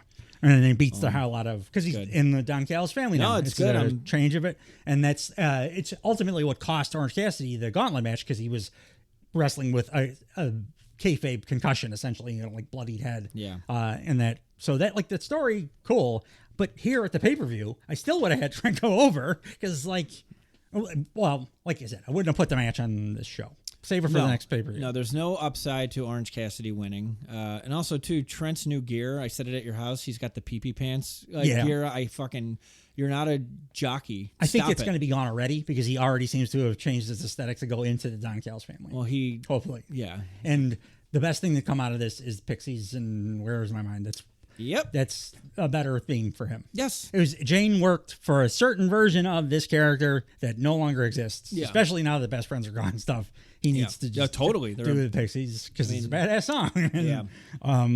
I gave this match. Oh, I'm sorry, go ahead. Finish of the match had Trent Beretta had Orange Cassidy into a go-go plato, a.k.a. Hell's Gate. No, fuck that. And Orange Cassidy flips into a pinning combo, and he pins Trent Beretta, who looks dejected after the match. After Trent's trying to leave, and Renee's trying to intercept him to interview him, and also Rocky Raccoon's out there. And Trent says he's not doing this, he's done, and he walks through the crowd. My first reaction is like, "Oh, your stuff's in the back. Why? Like, where are you going? You have to go back and get your stuff." I didn't understand the end of this thing at all. I will say after Dynamite, like it's better. But like we're talking about the pay-per-view right now, and on the night, even when we were watching it, I'm like, what the heck is going on here? You know, it would have been really cool if they did like something where they cut the match from the show or something like that. Like, But like you have EVPs, like and. Yeah, you could build it into a storyline. Yeah. Oh, wait. We decided that you're not quite up to snuff for this show. We're going to put you on Dynamite this week. Sorry, Orange. Yeah, but even then Trent can stay dejected, like upset because like, oh fuck, now I'm getting taken off. I haven't been on a pay-per-view in 3 cycles or whatever. Yeah. And like you have the same outcome, and then Orange Cassidy gets another opportunity to title, and I haven't watched the Gauntlet, but was Trent not in the Gauntlet, correct? No. So Orange was, Trent was not. So that's another thing he's fucking out of. Like, so he's constantly having opportunities taken away from him every angle. Gauntlet was so great. And and the only one that's taking him in is fucking it's invisible hand. This would have worked itself out. Whatever. 2 3/4. It's definitely the lowest review I've ever given an Orange Cassidy match. But the match itself wasn't bad. Yeah. But like for all the things they were saying, 2 3/4. Like they shouldn't have been on the show. No. This was the start of I think a 3-match sequence that I was like, we could have cut a lot of this.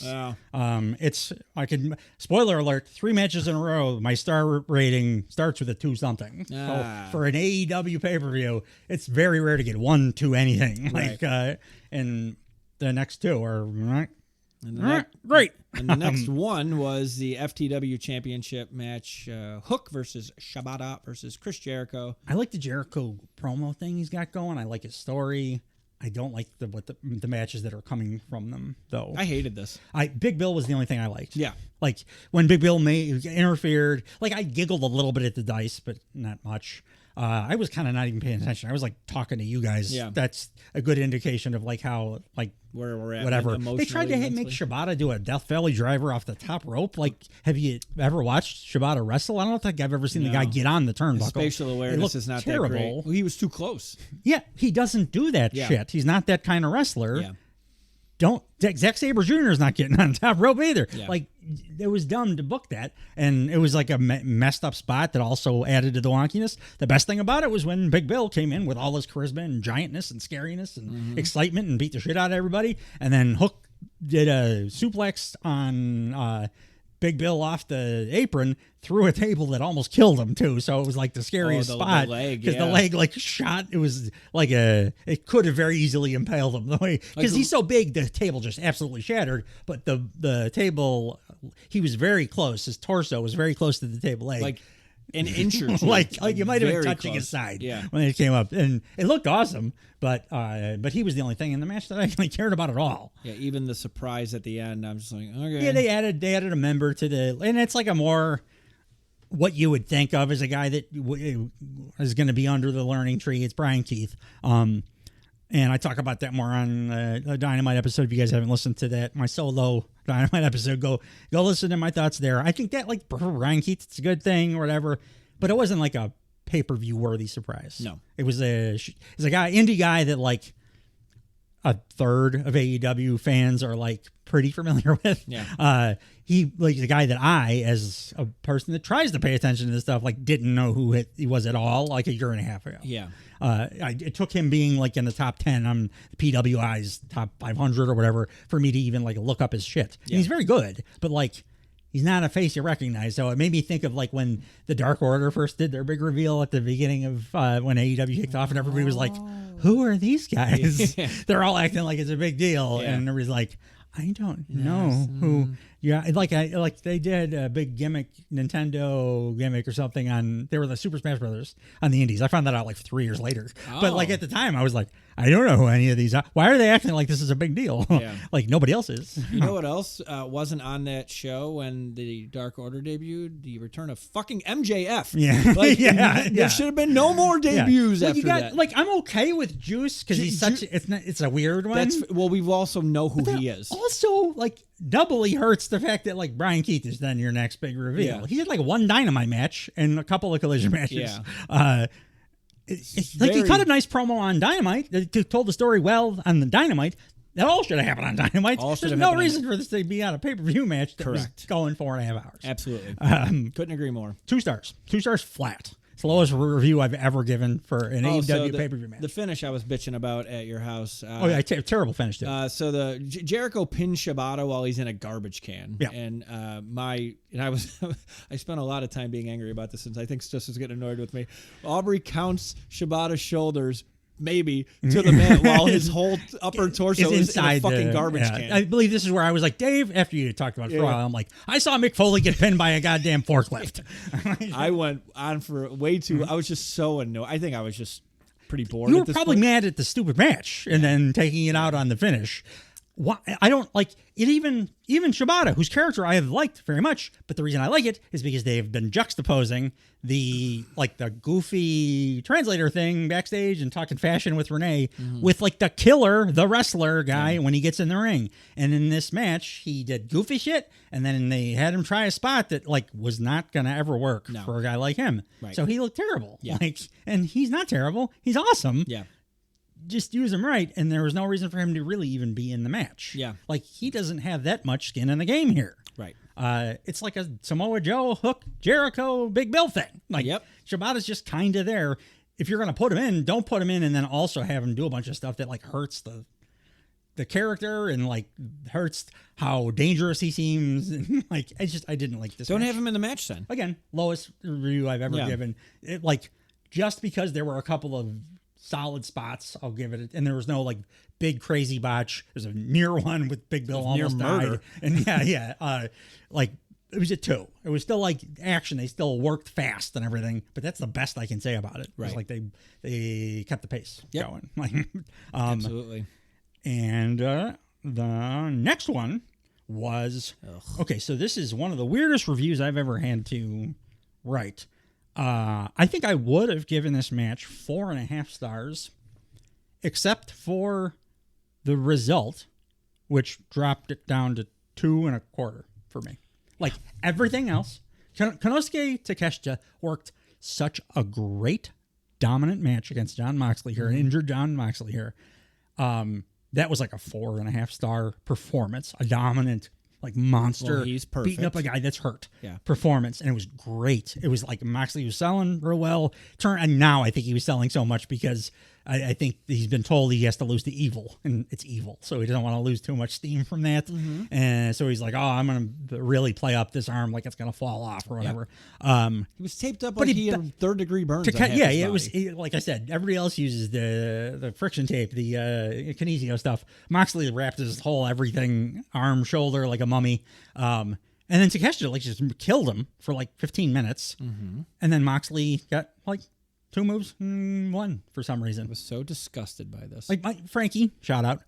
He was right. I don't know why we didn't think of this while we were talking about it, but like NJPW is not going to let you pin their champ on not their show. But what you do then is don't fucking book Jon Moxley. Give Takeshita to somebody else of your giant roster of awesome wrestlers to do this with. Yep. And let him win. Have a number 1 contenders match. This is the guy that I'm like, eliminator. I want them to like do a surprise world title win for Takeshita. Yeah. That's how great I think he is and can be. Yeah. he doesn't need to do like nonsensical lose to Moxley wins LOL He loses bullshit all the time. Yeah, exactly. Yeah. And like It's fucking dumb. enough that people were already complaining about it. Don't book him in a match that like nobody's going to let him win, like Right. on a booking side. Correct. Everybody recognizes that he's incredible. Yeah. So book him that way. Like I was so angry. put him in there. Yeah, like So angry. I've not been this pissed about an AEW thing since when Billy Gunn like dominated Jay White. Yeah. Because that was the same kind of thing. I'm like, this makes no fucking sense whatsoever. No. And this and culminating with what Moxley did this week on Dynamite too, which I'll save you guys some time because I talk about it for about 25 straight minutes on Moxley. He's been the same character for 5 years. You can't do that in pro wrestling. There's nobody. He added death jitsu to his arsenal. It's the same thing. Yeah. It's all the same, exactly the same. And I was a fan. I like it. He's still good at working. Like he worked a great match on Dynamite that I did not enjoy 1 second of. Right. Because I have no investment because I'm super bored with the character, and everyone else is too. Yeah. Well, I don't know. He still gets big reactions, not just for the song either. He gets like Moxley chants during the matches. I want to go to a live show so I can ask the people around me, like, how are you not as sick and tired of this as I am? Yeah, because it's nonstop. He's a recognizable face. He's a WWE guy. He was in the fucking Shield. You need to fucking have him like. Dude, I'm on your side with weirdo. this one. No, I know. I'm not arguing with you. I'm arguing with the world and AEW. Yeah. Why you're like maybe second most exciting in-ring wrestler after like Will Ospreay that everyone like sees as a giant star if you just let him be one. Why would you have him do this? Like he looked like a monster for most of the match because all of his offense is like incredible looking. Yeah. But then when it didn't work and like he got it turned around on him and lost very quickly, it makes him look terrible. Like he's still Takeshita, so the next time he gets in the ring, again, I'll be like, oh yeah, he's still awesome. Yeah. But like you can't do that forever. You got to just let him get a few wins. This is kind of what like. But there's no reason, like Death Triangle, there's a reason for it. Right. Takeshi's never been hurt. He's an incredible wrestler. He's like put on 5-star matches. You debuted your goddamn top babyface against him in a pay-per-view because you knew that they were going to put on a classic. Right. And he did. He like stepped up. So he steps up when the pressure's on him, the spotlight's on him. Right. There's nothing holding this guy back except the booking. They're going to render this fucker ineffective. That's literally what I was saying about Death Triangle for different reasons. Yeah. You got to let guys win once in a while. I'm not pissed at the Death Triangle thing because I understand. Sure. But But there's no reason for Takeshita. I hate this philosophy he's where he's a great heel. He's like everything. But people say like, oh, heels can lose, and they need to fucking win once in a while. But they can't lose every match. Correct. Right? You can't lose every single time. But that's the argument you'll get in return. Like, oh, he's a heel. They can lose all the time and still look. It's like, no, they can't. And also, I was like just straight up cheering for him because Moxley's not a babyface, and he's still the like match. The same. Before the match, look at what we have: the world champ versus a fucking up and coming future of your company in an eliminator match. It's going to guarantee a world title victory. Minus Frankie's like sage aha moment, and we're all like, oh, this. The only reason they're booking this is to put a rocket up Takeshita's ass in New Japan. And now they took the title opportunity away from him. There's 100 guys they could have put in there. Takeshita could have put a 4.75 star match with and win. Have a number one contenders match. Yeah, absolutely. Boom. Like, give him a W on the biggest pay-per-view of the year. It's fucking stupid. If you didn't want to use him for the stupid Jericho thing, how about Takeshita versus Big Bill? I'd pay money for just that match. Yeah, they're not going to make Big Bill lose anytime soon, though. I know. He's but the like, heater. A lot more interesting than Moxley versus Takeshita. Like, it's just a name that popped in my head. They have a giant roster of incredible wrestlers. Yeah. Like, but Brian Cage. That'd be super fun. Yeah. That would be a super fun match. Yeah. And you can definitely give Takeshita that win. Yes. And Cage has proven that he is he's of the level of a pay-per-view match quality. He can go out there and always give you a pay-per-view level match. He's kind of Teflon too. Like he's like I've said before. I think he's the best jobber to the stars, and I don't mean that in a negative way. That there is on earth. Like I think he's the most. You can beat him literally every time. Yeah. And because he's such a freak in the ring. he will always convince me that like, oh, he's still a threat Yeah. as soon as I start watching him wrestle again. But I don't want Takeshita to get anywhere near that kind of shit, because Takeshita's got all the other stuff too that Cage doesn't have: the charisma and the character stuff, and like intimidation and like originality in the way that he wrestles. I've never seen anybody like him. A guy that's his size that moves like he does. I don't think it's ever happened. Right. Yeah. No. Like, please start letting him win some goddamn matches. I'm with you. I was disgusted by it.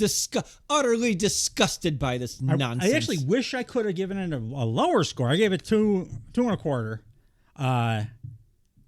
But like in good conscience, I'm like, this would have been a 4+ star match, except for the last 10 seconds or whatever. LOL Moxley wins. So I couldn't drop it all the way down to like where as pissed as I was and continue to be about the finish. I hear you. But yeah, I don't want to punish Takeshita for stupid booking and a misunderstanding of Jon Moxley, what wrestling fans need. Right. And that's change. Yes. Can't be the same all the time. No. Even fucking Hulk Hogan knew that.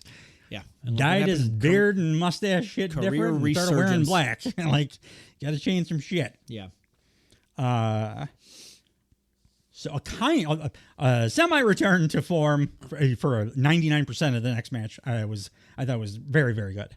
It was the TNT title match, barbed wire steel cage match. Adam Copeland, champion, against Malachi Black. It was a nasty fucking death match, like a straight up like a death match. Yeah, to the point where maybe a little intense for me even. Like, I'm not I like hardcore matches with some blood, but I'm not a death match guy. I'm like a Nick Gage death match. This was like a Nick Gage ass death match. Right. And the spots were all like brutal and nasty and looked great. It was a great death match. Yeah. I was particularly impressed with Malachi after Frankie with his like 3 things that he said that were all brilliant. Halfway through this match, he's like, I don't think I've ever seen Malachi in a hardcore match. And I was like, holy shit, you're right. He's having like the best death match I've ever seen. Yeah. And I don't think he's ever been in a hardcore match. Like Edge clearly has been fantasizing about this shit for like years. Yeah. He's fulfilling all his fantasies, which led to the worst moment of this match and the worst feeling I had on the entire pay-per-view. And the thing that I was talking about being actually upset about when you were talking about how Pac sells and how Danielson sometimes they sell as real as possible. So like over the course of this match, and it was every barbed wire thing you could possibly raking across the face. They did the Jesus thing I was talking about. They gave Edge a crown of thorns. There was a point at which House of Black came out and teased that they were going to side with Edge, but then they didn't. It's just the match is like a ton of. Malachi hits like an incredible table spot with through the barbed wire, and Malachi's taking a bunch of barbed wire stuff to the face too. Like this felt like an answer to all the people that were like, oh, he doesn't want to work singles matches or whatever. He doesn't care. So he's like, oh, I'll just go out and put on like Swerve Strickland, Hangman Page, Texas Death level violent match. Yeah. I was very impressed by Malachi. But then Copeland decides to do something that anybody who's been watching wrestling for any length of time knows is a giant mistake, which is why you never see it. Anybody who's over 6'2", you don't jump from tall heights. Edge goes to the top of the cage to drop an elbow on a prone on a table in the ring, Malachi. Tall guys run the risk of, because they can't control their body mid-flight as well as smaller guys, kind of freaking out. And when you kind of freak out, what you do is you bounce back into what is natural for you, which is putting yourself in a standing position, which is by fucking far, especially for a tall guy, the most dangerous position, as Psycho Sid can very well tell you, and a bunch of other guys who have tried, tall guys who have tried doing even top rope moves where they end up landing on their feet. Edge just lands on his feet. He hits the elbow, but his feet absolutely hit first. And as soon as it happened, all of us were like, his leg's broken. It's got to be broken. Like that is a broken leg. There's no selling here. You can't fake that. He just jumped from 25 feet and landed on his feet. And he's a 6'5", 260-pound man.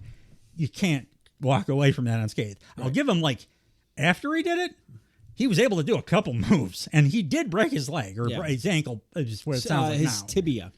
So it was probably his tibia, shin bone. probably a low tibia, because it kept going back and forth with ankle, and so it's probably. I mean, it would make sense. It's where you break it. Yeah. And he was able to like still do a spear, which is like Jesus Christ, you're a bad motherfucker. But like, that is where Tony Khan needs to put the brakes on. When like I love that he's given Edge like his dream run, his ability to just like do all these things that I wanted to do my whole career. I never really had the opportunity to. He's getting to do them all, and almost all of them are like good ideas, and they help out other younger stars, and like all these matches are great. This match was great, right? But there is a point where somebody has to say like, you're 6'5", you can't jump off the top of this like Hell in a Cell sized cage, because like the risk of you breaking your legs is like 50%. Nobody that size does that, and it's for a good reason.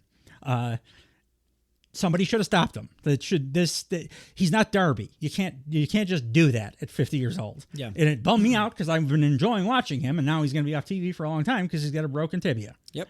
I'm glad we're getting a tournament, or like a mini tournament and then a ladder match out of it. Like, but I wanted Edge to keep doing his thing because it was cool. This match was very cool. Like, the way it finished was kind of cool too. Like after the tease, the House of Black tease, Gangrel shows up because I forgot to mention Edge when he came out to the Brood like entrance.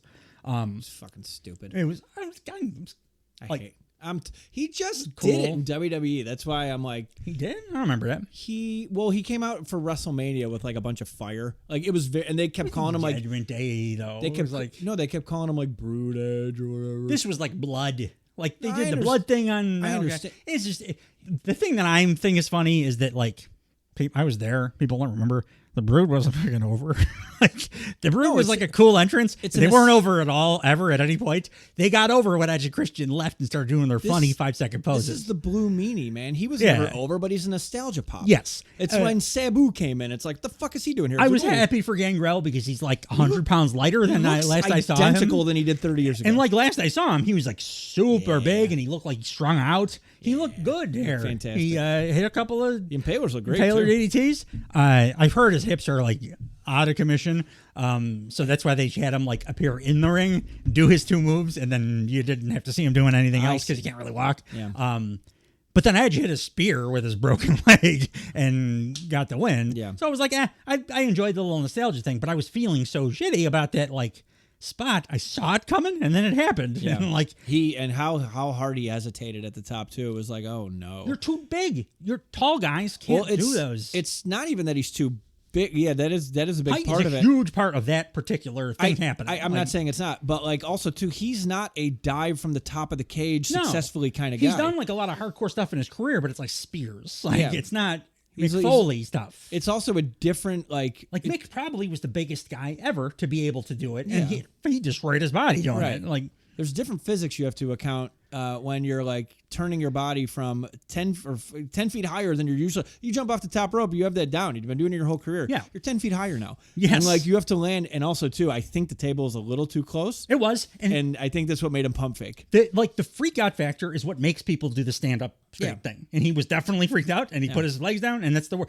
Like it would have been better landing on his head. Like there a higher chance of him coming away unscathed landing on his head than landing the way that he did. I was hoping he was just going to do a senton, like just kick his feet, because that would have been very safe. And that's usually what they do with people that are not necessarily that they do that slow kind of senton thing. It's basically what Shane does. Like he drops an elbow, but like he's basically athletic just enough to do. But like but the height part, like Edge is pretty athletic, but you're 6'5". You cannot like 6 feet like Will Ospreay and 6'5". Yeah.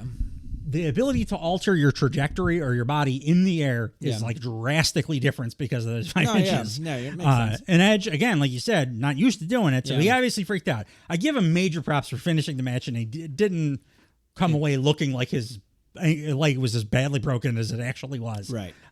So he did look like a badass at the end of it, and I really, outside of that, I really enjoyed the match. Yeah. I really wanted Malachi to win. I just want them to do something with him, because he just doesn't do shit. Who did I pick? Did I? You won that one. But I won the main event. You won the main event. Those were the only two we differed on, yeah. right? Yeah, because I wanted extra points for MJF. Yeah. No. So yeah, by the way, it was a wash. So it's anticlimactic, but the champion retains and countouts are like that kind of bullshit. So Dave gets to hold on to the title until the next big four WWE or AEW pay-per-view by a technicality. and technically, I predicted more things correct because I tied up Jeff. What do you hear? I hear some. Oh, it's my victory song. Boop, boop, boop, boop, boop, boop, I'm surprised it's not. Just to fucking piss me off. New. I hate it so much. New. Did they think it was cool? I thought it was cool. You were a child. It's the worst. It's not a song. New. Not a song. Casio. 4-year-old on a Casio. 4.25 stars for this match. It was a kick-ass death match. It was super fucking good. It was kick-ass death match. Blood everywhere. I was grossed me out a couple times. I turned away from the TV like it was a Nick Gage match. Yeah, that's what they were trying to do. So like it was really good. It was really, really fucking good. The tease with the House of Black worked great too. Awesome. I totally bought it, and I was like, I got me. You guys got me. Didn't Frankie say that was going to happen too, and that he was wrong? Yes, because he wasn't infallible in his predictions. He's not infallible. Well, he was until that. Yeah, he just quietly sitting there like the Oracle. He kept saying super funny stuff too, and I just say that louder when I was talking about like why does the crowd always go? I talked about it on this podcast too, but like why does the crowd always go so crazy when the ref kicks out people like a manager or whatever your entourage? Every time the ref does "you're out of here," the crowd pops like it's Stone Cold coming out to help Mick Foley win the title. Right. And then Frankie's like, "Oh yeah, that's the ref's finishing move," and I laughed for like 20 minutes. I'm like, "Say that louder! I don't want to take credit for that." That is pretty funny. Next, we had the AEW TBS title match between Willow Nightingale with Chris Statlander in very heel clothes and Stokely Hathaway versus Mercedes Moné, who, if you didn't believe that she was a heel at this point, Mercedes Moné comes out to a marching band and a video that compared her to Harriet Tubman and Rosa Parks. And then proceeded to put on one of the best women's matches I've ever seen in my life. My second favorite match on this show. And I don't think I would really change anything about it except for one thing that kept it from being 5 stars. I gave it 4 3/4. I forgot as much as a fan of Sasha Banks as I have been for her career going back to NXT. I always forget like how good of a bumper she is. Mm-hmm. And for Willow, for like a big powerful, it's a match made in heaven. Right. She folds herself in half in ways like constantly that look like, oh my God, you've broken every bone in that woman's body. Yeah. She's so good at that. Yeah. And she's so good at doing the heel stuff, character stuff during the course of a match. Right. As bad as she is doing promos, that's how excellent she is between the ropes. Yeah. Absolutely amazing. Could not have lived up to the hype any better for an in-ring performance, which she had to do because, like we talked about, there's been a long time, a lot of like build, and a lot of naysayers with good reason because it's been kind of a weird. At least it started kind of weird. I like the way it ended up, but the way that they introduced her and stuff. I mean, after a while, I did understand that they were basically doing the old Jericho bit where when he came back. Everybody thought he was a babyface, but then he would do the thing where he just ran around the ring a bunch of times. Yeah. And he did it like on 7 straight shows. Right. This was a version of that. But it went a long time. So it's a long time of people saying, well, wait till she gets in the ring. Wait till she gets in the ring. So then it's a lot of other people going, well, yeah, when she gets in the ring, she better fucking kill it because you've been saying wait till she gets in the ring. If Mercedes had decided to change her finishing maneuver, even if just for larger opponents, I would have given this match 5 stars. Oh yeah, that was my only real note of the match. Her finisher's fucking trash. It's trash for certain opponents. She did one on Dynamite. Just now that I love this, now that she's like wrestled her match, she's obviously going to be like a workhorse. Fixture. She's right back in the ring on Dynamite against a much like smaller than Willow opponent about her size. And the finisher looked great. It took like half a second. She did it super fast. It looked impactful. But that's not most of the women's roster. Are bigger than that. They're bigger than that. Yeah. So you just got to do She's got a million moves, like any of them. That's the only thing, was it took too long to get Willow up in that thing. And it was like the slowest part of a very high impact, very exciting match. It was very. And it shouldn't be the finish of a match. No. So I knocked it a quarter star. It was super inorganic the way they got into it as well. Yeah. Anybody that's like medium to large build, it's always inorganic and clunky to get them into that thing because Mercedes is tiny. Well, she pulled her off the middle rope. That's why it was like, I think she had to because she wasn't going to pick Willow up off the ground. Correct. But also, too, like, that was it. Just get a different get a secondary finisher. When you're in there with Willow, who's got maybe the best finisher for what she is of anybody in the whole goddamn company because like it just fits her so well. Mercedes, especially if she's going to be a heel, just use the goddamn submission that you've always used. Call it something different. Yeah. That's all you got to do. I mean, plenty of wrestlers do that when they go to other companies, do the same move, just call it something different. Right. There's no need for you to have like a high impact finish as a heel. But that was my only complaint. Like everything else about this match was it was a good match. I liked it. During the match, you said it was one of the most exciting women's matches that you've seen in a long time. Yeah, that's why I said it's a good match. I was very surprised. I know you're not a big fan of Sasha/Mercedes. Well, since she's been in the company, she's done nothing, and like she's been there. You could tell like they're rewriting her on the phone. So like not anymore. Now she's in the fucking ring, and like I had the same complaint when Chris Jericho when we were at Chris Jericho's debut in WWF, and then they proceeded to do nothing with him for several months. And just like this fucking sucks, dude. It was exactly the same way. I'm not disagreeing with you there. I was just like surprised that you're like, oh yeah, it was good. No, I actually think Willow had the better match of the two. I thought they were both incredible. They're both awesome, but I think Willow actually had the better match. Yeah. And then after the match, she gets turned on and clotheslined brutally by now heel monster Chris Statlander. Can't fucking wait. Not only her. Yeah, Stokely too. But like Stokely staying with Stat, and they're shunning Willow. That'll be great. Like when they do that match, and then eventually, if they want to do the thing that I really, really want to see, which is Mercedes against Statlander, because it's just, to me, that's like the perfect matchup. You find a way to do that too. Cool. I don't care. Yeah. Statlander also cut up. Oh, again, go listen to my solo Blue Thunder Pod on the AEW regular podcast. Chris Statlander cut a promo on Dynamite as a heel, and who knew? She's a great promo as a heel. Yeah. She's not a very good promo as a babyface. Great promo as a heel, and the character's just way better, more interesting.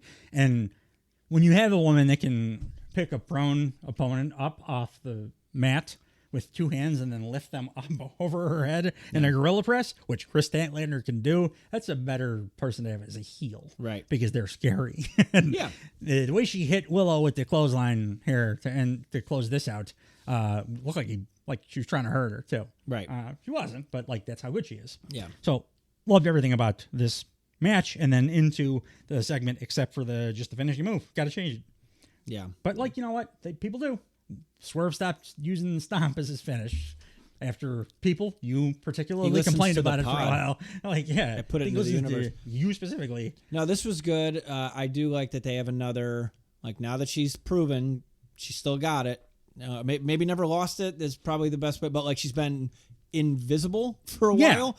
So like I forgot even. Like I was I started out and I'm like, was she as good as I think she was? Because I haven't seen a wrestler in like forever. Yep. And then as soon as the match starts, like, oh yeah, she was. Yep. Like there's a reason that Bayley match was my favorite women's match ever. Yeah. Half of it was her. With good cause. But now they have yet another person that can fucking go in this division. Yeah. They got to start booking more matches on their big show, not just fucking Collision, not just Rampage. Could have a standalone women's pay-per-view. I would watch the shit out of that too. There's so many. They're talking about doing it in WWE again. Yeah. But like, I don't think they can. WWE has the horses. They have the athletes to do it, but they're not. They're not all on the same level. They're not developed enough to like put them all together. Yeah. Well, what's her face that was wrestling May last week or 2 weeks ago that has like Harley Cameron? Yeah, Harley Cameron's with her 12 matches. Yeah. It's like a phenom. And then you but have- like, when was the last time we saw Queen Aminata? That's another she's one. incredible. Yeah. But like, she's not on that level so that would be a problem for them too. But you because- also have different tiers, right? Yeah. Where like WWE has like they have people in top positions. This is the women's division that are not as good as other women in the top positions. Yes. And then like it's like. Lyra Valkyria is like mid card. She's mid, and she's like the best, maybe the second or third best wrestler on the. And then you got like Becky Lynch, who up until this past week was like with the tippy top of the division and like probably the weakest worker. Couldn't really go, right? And then like you get what I mean. Yeah. But like in AEW, everyone at the top is fucking great. Yeah. Everyone right below that still pretty fucking great. Yeah. Like, and then there's like a group of awesome people who just have been out or are not on TV. Yeah. Like they were just waiting for it. And then. The bottom isn't even too bad. Like the bottom's like Anna Jay, who's a very good wrestler. Right. like Sky Blue and Julia Hart. Yeah. It's all very interesting people. Exactly. Still. So it's like very young, like people that are still learning. And I know who all of them are, and I know what they've done. Like, which is good. That says they've been on TV. They still haven't been on TV enough. They need to start putting multiple women's matches on Dynamite, not Collision, not Rampage. Dynamite. That's the show that people watch. Yeah.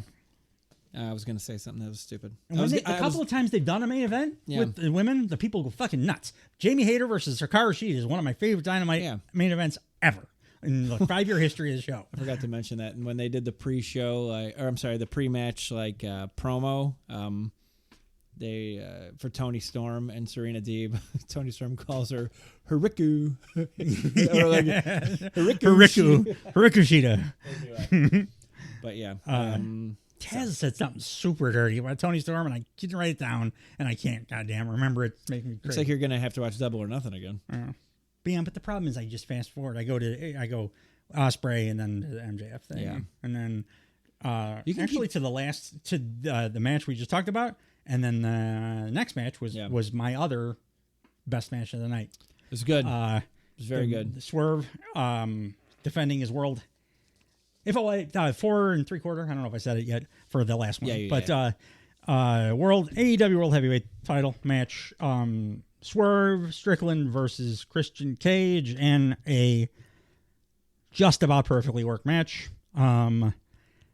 Christian told a story. He's so good at this.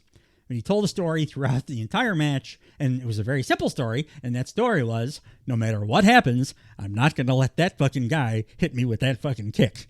It was all about avoiding the house call. Right. He was trying to do it the entire match. It's all he cared about. He was like, everything else I can get through. I don't think I can survive the house call. I'm going to do everything I can to not let that happen.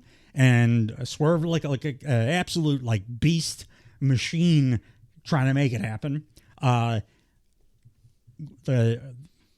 I always say with Christian matches, but lately with Swerve too, the crescendos of the match hit right when they should. They had one of the best spots I've ever seen. I won't again. You guys will get bored if I try to do move by move. You know what how he works, and I just told you what his MO was for this match. Imagine that. That's like what happened. But the way that Swerve was then able to finally hit the house call was a fucking counter to a spear. So he kicked him out of the fucking sky. Kicked him out of the sky right in the head. Yeah. If I hadn't just seen Will Ospreay and Bryan Danielson do the best possible version of that kind of a spot that's ever going to happen, I'd be like, oh, that's the spot of the year. Like, it was an unbelievable athletic feat for both guys. Accuracy. It looks great. And Swerve came out of this looking like $1 million again. I think his last 5-6 weeks has been amazing. Very rejuvenating. I agree. No complaints. I went 4 3/4 here. I must have had something that I love the Christian story. Coming off of that move, Swerve did go up to the top rope to do a swerve stomp and Christian, and I bitch about this incessantly, how people have to prop themselves up to take the swerve stomp. Coming off of the kick to the fucking head that he just got, it's plausible. Yeah. So these are the very rare instances where this actually looks like correct. Him and Hangman Page. It's been so now it's Christian and Hangman Page. Shocking. Shocking how they get the best guys to fucking take their moves correctly. Even Joe didn't look good doing it. Oh, I know why I gave it 4 3/4. Because regardless of all the hard work that they did, there's nothing they can do that for 1 second even made me bite on a possible Christian win of the Yeah, World Heavyweight title. You need some It's deniability. just because of where they are on the cards and stuff. Like, there's no way for them to have a five-star match because I cannot get completely invested when I know 100% one guy's going to win. Right. Like, even if it's a big, like, we are almost positive that one of the guys, I need that 1%, and that just, it wasn't there. There's nothing to do with these guys, the work they did in the ring. But, like, I couldn't give it 5 stars because of that. So I went 4 3/4. The last 2 matches were my highest of this show. The main event of the evening was of course, as predicted, the Anarchy in the Arena match. This was fantastic. Like, but these all are. Yeah. It worked out similarly, just with different crazy spots. The big ones that you guys probably already know about here I think we talked about it a little bit early, but Darby brought the flamethrower back and set Jack Perry on fire. The best thing about them doing that was, I think it was a good fire spot, but to get away with it, usually when they do a fire thing, it's a big giveaway because you look all wet because they got to put that fire retardant jelly all over you. Well, the way that they got past that was they had Darby dunk Jack Perry in a big basin of water a couple of minutes prior to when they did this spot. Yeah. So when he came out and he looked all wet, everybody just thought, oh, he's still wet from the water. Yeah. But they they introduced the scapegoat bus because Darby was hit by a bus. So Jack Perry drove the bus into a pile of stuff that Darby was supposedly in. He wasn't because he hit it going 70 miles an hour. Yeah. But that's what led to Darby then coming out later with the flamethrower. Then Darby gets tied up by his broken ankle and lifted above the ring. So he's just upside down. They rip off Darby's face mask it was protecting his broken. It was covered in tacks too that he used to headbutt people. But the music thing, it was my favorite music thing I think they've done in an Anarchy match. Very funny. So it seemed like the music they were going to go with for the now traditional music that plays for a long time into the Anarchy in the Arena match was Darby's music. But then Matthew Jackson grabs the mic and turn this shit off, play a really good song, our new theme music. So they start playing their admittedly good, but not right for a Anarchy in the Arena match music over for a little bit until a maniac Bryan Danielson runs in the ring and grabs the mic and says, turn this shit off. We're going to play the greatest wrestling entrance music of all time. At which point Taz says, War Machine? Which is a really cool callback. Yeah. That was the Bam Bam Bigelows that Taz used at a couple of pay-per-views in ECW. I like that. It was very cool. Of course, it was Final Countdown. The best part about this was, and it's a great song to watch them Dax dressed as Ishii or the bad guy from Indiana Jones, depending on who you're talking to, fighting by the bar, and everybody's doing it's Anarchy in the Arena match. It's exactly what you guys know it is. When it's the final countdown, the first time that part hit, Darby Allin somehow managed to time it to where as that hit, he did his coffin drop off of the railing through a bunch of people. I didn't even notice it until I heard people talking about it, and I went back and watched. Oh yeah, he absolutely did that on purpose, and it's amazing. So cut back to the end of the match, towards the end of the match. Oh, hang on, don't cut back to the end of the match yet. Matthew Jackson.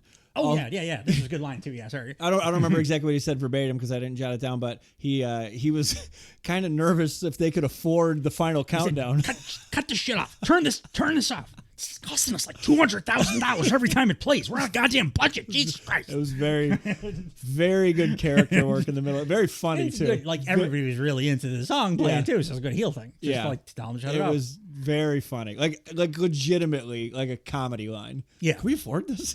They, very fourth wall. They string Darby up in the middle of the ring, and it's like Danielson kind of fighting everybody off.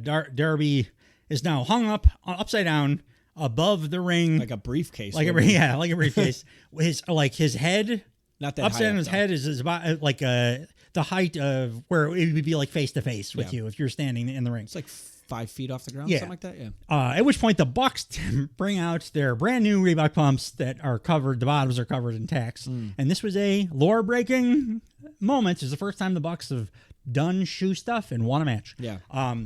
But they put on the tack covered pumps. They rip off Darby's mask and then proceed to actually kick him in the face because it looked great, but I just assumed it was like a cool looking double super kick that was worked well. Yeah. Right after the match, Darby went on Instagram and posted a zillion tack holes in his face. Holy from shit. Both shoes, like hitting him in the currently broken nose, by the way. His nose is still very much broken, like black, swelled up, and then now it's dotted all over with like puncture wounds all over his face. You know the phrase like live life like you're like something about like it's the last like, not till the wheels come off, but like with a motorcycle turns side, like I'm screeching into the grave or something like that. I don't think anyone's doing it as correctly as Darby Allin. He's the most that of anybody ever. It's amazing that the man hasn't hurt himself worse. Amazing is not even the word. It's a miracle that the guy hasn't hurt himself worse. Yeah. Remember when when AEW started, he wrestled for 2 months with a broken arm? Like that's how he started in the company. He's got that free solo thing. Like the guy that was just free, like how something's not those guys die all the time. Darby keeps doing these spots where he's like, because he's alive right now, breaking a little bit of stuff. But like all these things should be doing massive damage to him. He would have for sure done something wild on Mount Everest. Yeah, I think he would have died. Like, people are like, oh, it's only a small number. It's like 2%. I'm like, 2% is a fucking giant number of people that die that go to a place. Yeah. And Darby was going to do as crazy a shit as you could. Yeah. So that raises his, like Steiner maths tell me, raises his chance to die. Yeah.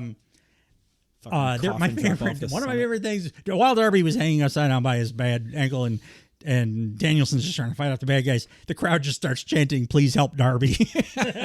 It was a concerning amount of time. It was a long ass time for like anybody to be hanging upside down. Yeah, it was like that's another thing. It was like uncomfortably, like I couldn't focus on what the fuck was going on in the match. I was like worried that he was unconscious. Yeah, because it's hard. You're not supposed to be upside down that long. No, no. So and it wasn't on like an inversion table. It was like by his foot in a rope. Yeah. It was nowhere near anything where he could pick himself up. But the end of the match. Oh, did you cover the flamethrower thing? Yeah, flamethrower. So Jack Perry gets hit with flames, and then Jack Perry's the one that fucking he doesn't do any after the flames. He sells it I think enough because he's out for several minutes or like more than several, like 15 minutes. It's a long time. Come back until the very end of the match when Darby's strung up.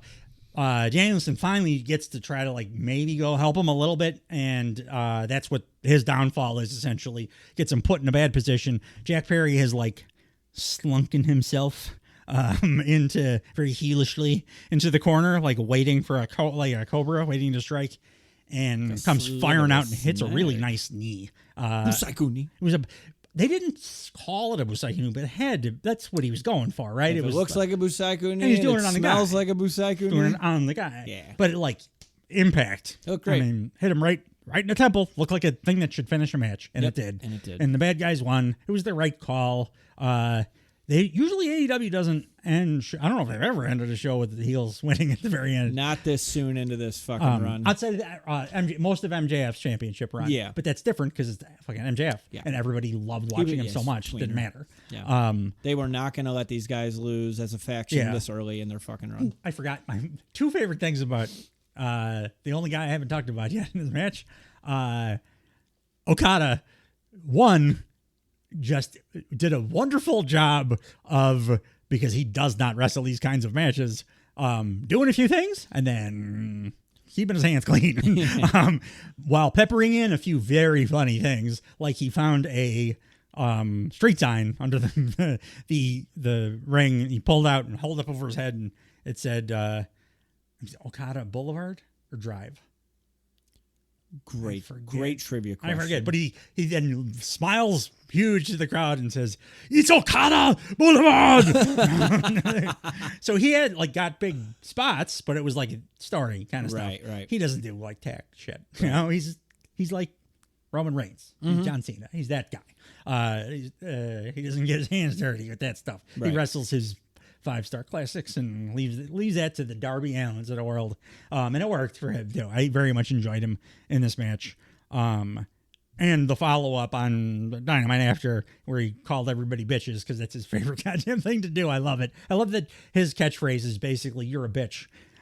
I gave this one 4.5 stars because while it was excellent, it wasn't my favorite Anarchy in the Arena match ever, and I'm only going to ever give one Anarchy in the Arena match 5 stars. So I'm like, if something surpasses that one, the Eddie Kingston going to let you on fire one, I'll probably drop that one on my like personal ranking list just because I don't think we can have a bunch of these because it's such a specific thing and it's kind of a cheat code because it's fun as hell no matter what. Yeah. And you don't really have to work it perfectly or anything because you got music playing and they got cameras everywhere and fans are involved. It's a spectacle. Yeah. The two prior matches were definitely superior and I gave them close to 5 stars because of it. This was more fun than both of those matches. Right. But it wasn't like as good because it was an Anarchy match, and the closest thing to perfection an Anarchy match can be, I think, is one that we saw already. Yeah. I don't think that can really be topped, even with like lighting people on fire or whatever. Yeah. Like it was very cleverly worked though. I was happy with the end of this. Pay-per-view in general. Loved the opener. Really loved what happened right after the opener. The next match after the opener would have been great if they did some moving around. Somebody got a whiteboard out and put magnets up and said, "No, maybe we should move this here and this up here because the crowd's going to be only thinking about this when this stuff's going on. Absolutely. We want to see it. We want them to see this stuff because it's cool stuff, but they're going to only be thinking about this. So maybe move him down here." Yeah. And outside of that, like placement and those 3 matches, one of which was only because of the finish, it was a really good show. But they could have cut those 3 or cut 2 and give Takeshita just a different opponent. Have him do exactly the same match except win against a different opponent. Yeah. And that would have been a great match as well. I agree. But like, very good show coming off of the last one being like an all-timer, top 5 like in my life that I've seen, me personally. This was not that. It was a very good pay-per-view. It was like an AEW level pay-per-view on whole, but it was flawed because of the stuff in the middle. Yeah. And that's fixable. And really, it's fixable just by pulling it out. Right? And they continued a lot of the stuff that I liked on Dynamite too. So like, I think they're going to keep it rolling. But they could have changed some stuff very easily and made this like almost to that Dynasty level. Yeah, I agree. I agree with everything you're saying. And we agree pretty much on both the pay-per-views from the weekend. It's pretty surprising. Yeah, I mean, the more we do this show, the more our tastes on both sides have like... We have more perspective then, too, where it's like, like how I used to be so rigid with the Bucks, because admittedly I was a little tribalistic with Punk, but like once the dust settled on all that, it's like, okay, I see what they're doing now. Yeah. I enjoy the shit. You've changed a little bit. I think, but how you view their storytelling, as we've talked about, is just a different way. It's the New Japan way. I've definitely changed the way that I am able to view and enjoy the structure of a WWE. I really wanted to give one a 5-star rating this week. It wasn't for one stupid thing that so like I've definitely changed by how I can enjoy the in-ring stuff that's happening in WWE. There's a lot of great stuff happening there. You could change. And I could change. And you could change. Everybody could change. Again, Creed, the best Rocky movie. Rocky 4. Rocky 4 does rule. Rocky should have got that goddamn towel thrown in a little bit faster, though. If Mariah May was there, Apollo would have lived. Of course, I wouldn't have had... we wouldn't have gotten the movie Creed, though. That's not at all where I thought you were going with that. I just imagined Mariah May like spliced into Rocky 4. And then like somebody terribly CGI Luther stopping a towel hitting Luther's killing Apollo.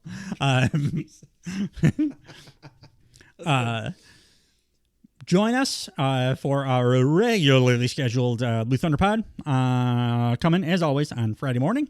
And then we're going to have a Turnbuckle Time Machine episode for you guys this upcoming week as well, since there are no pay-per-views, because we just got a back-to-back around on Saturday, Sunday. And we need a little break, for Christ's sake. But But we love doing this. We love that you guys like listening to us. Please continue to do so.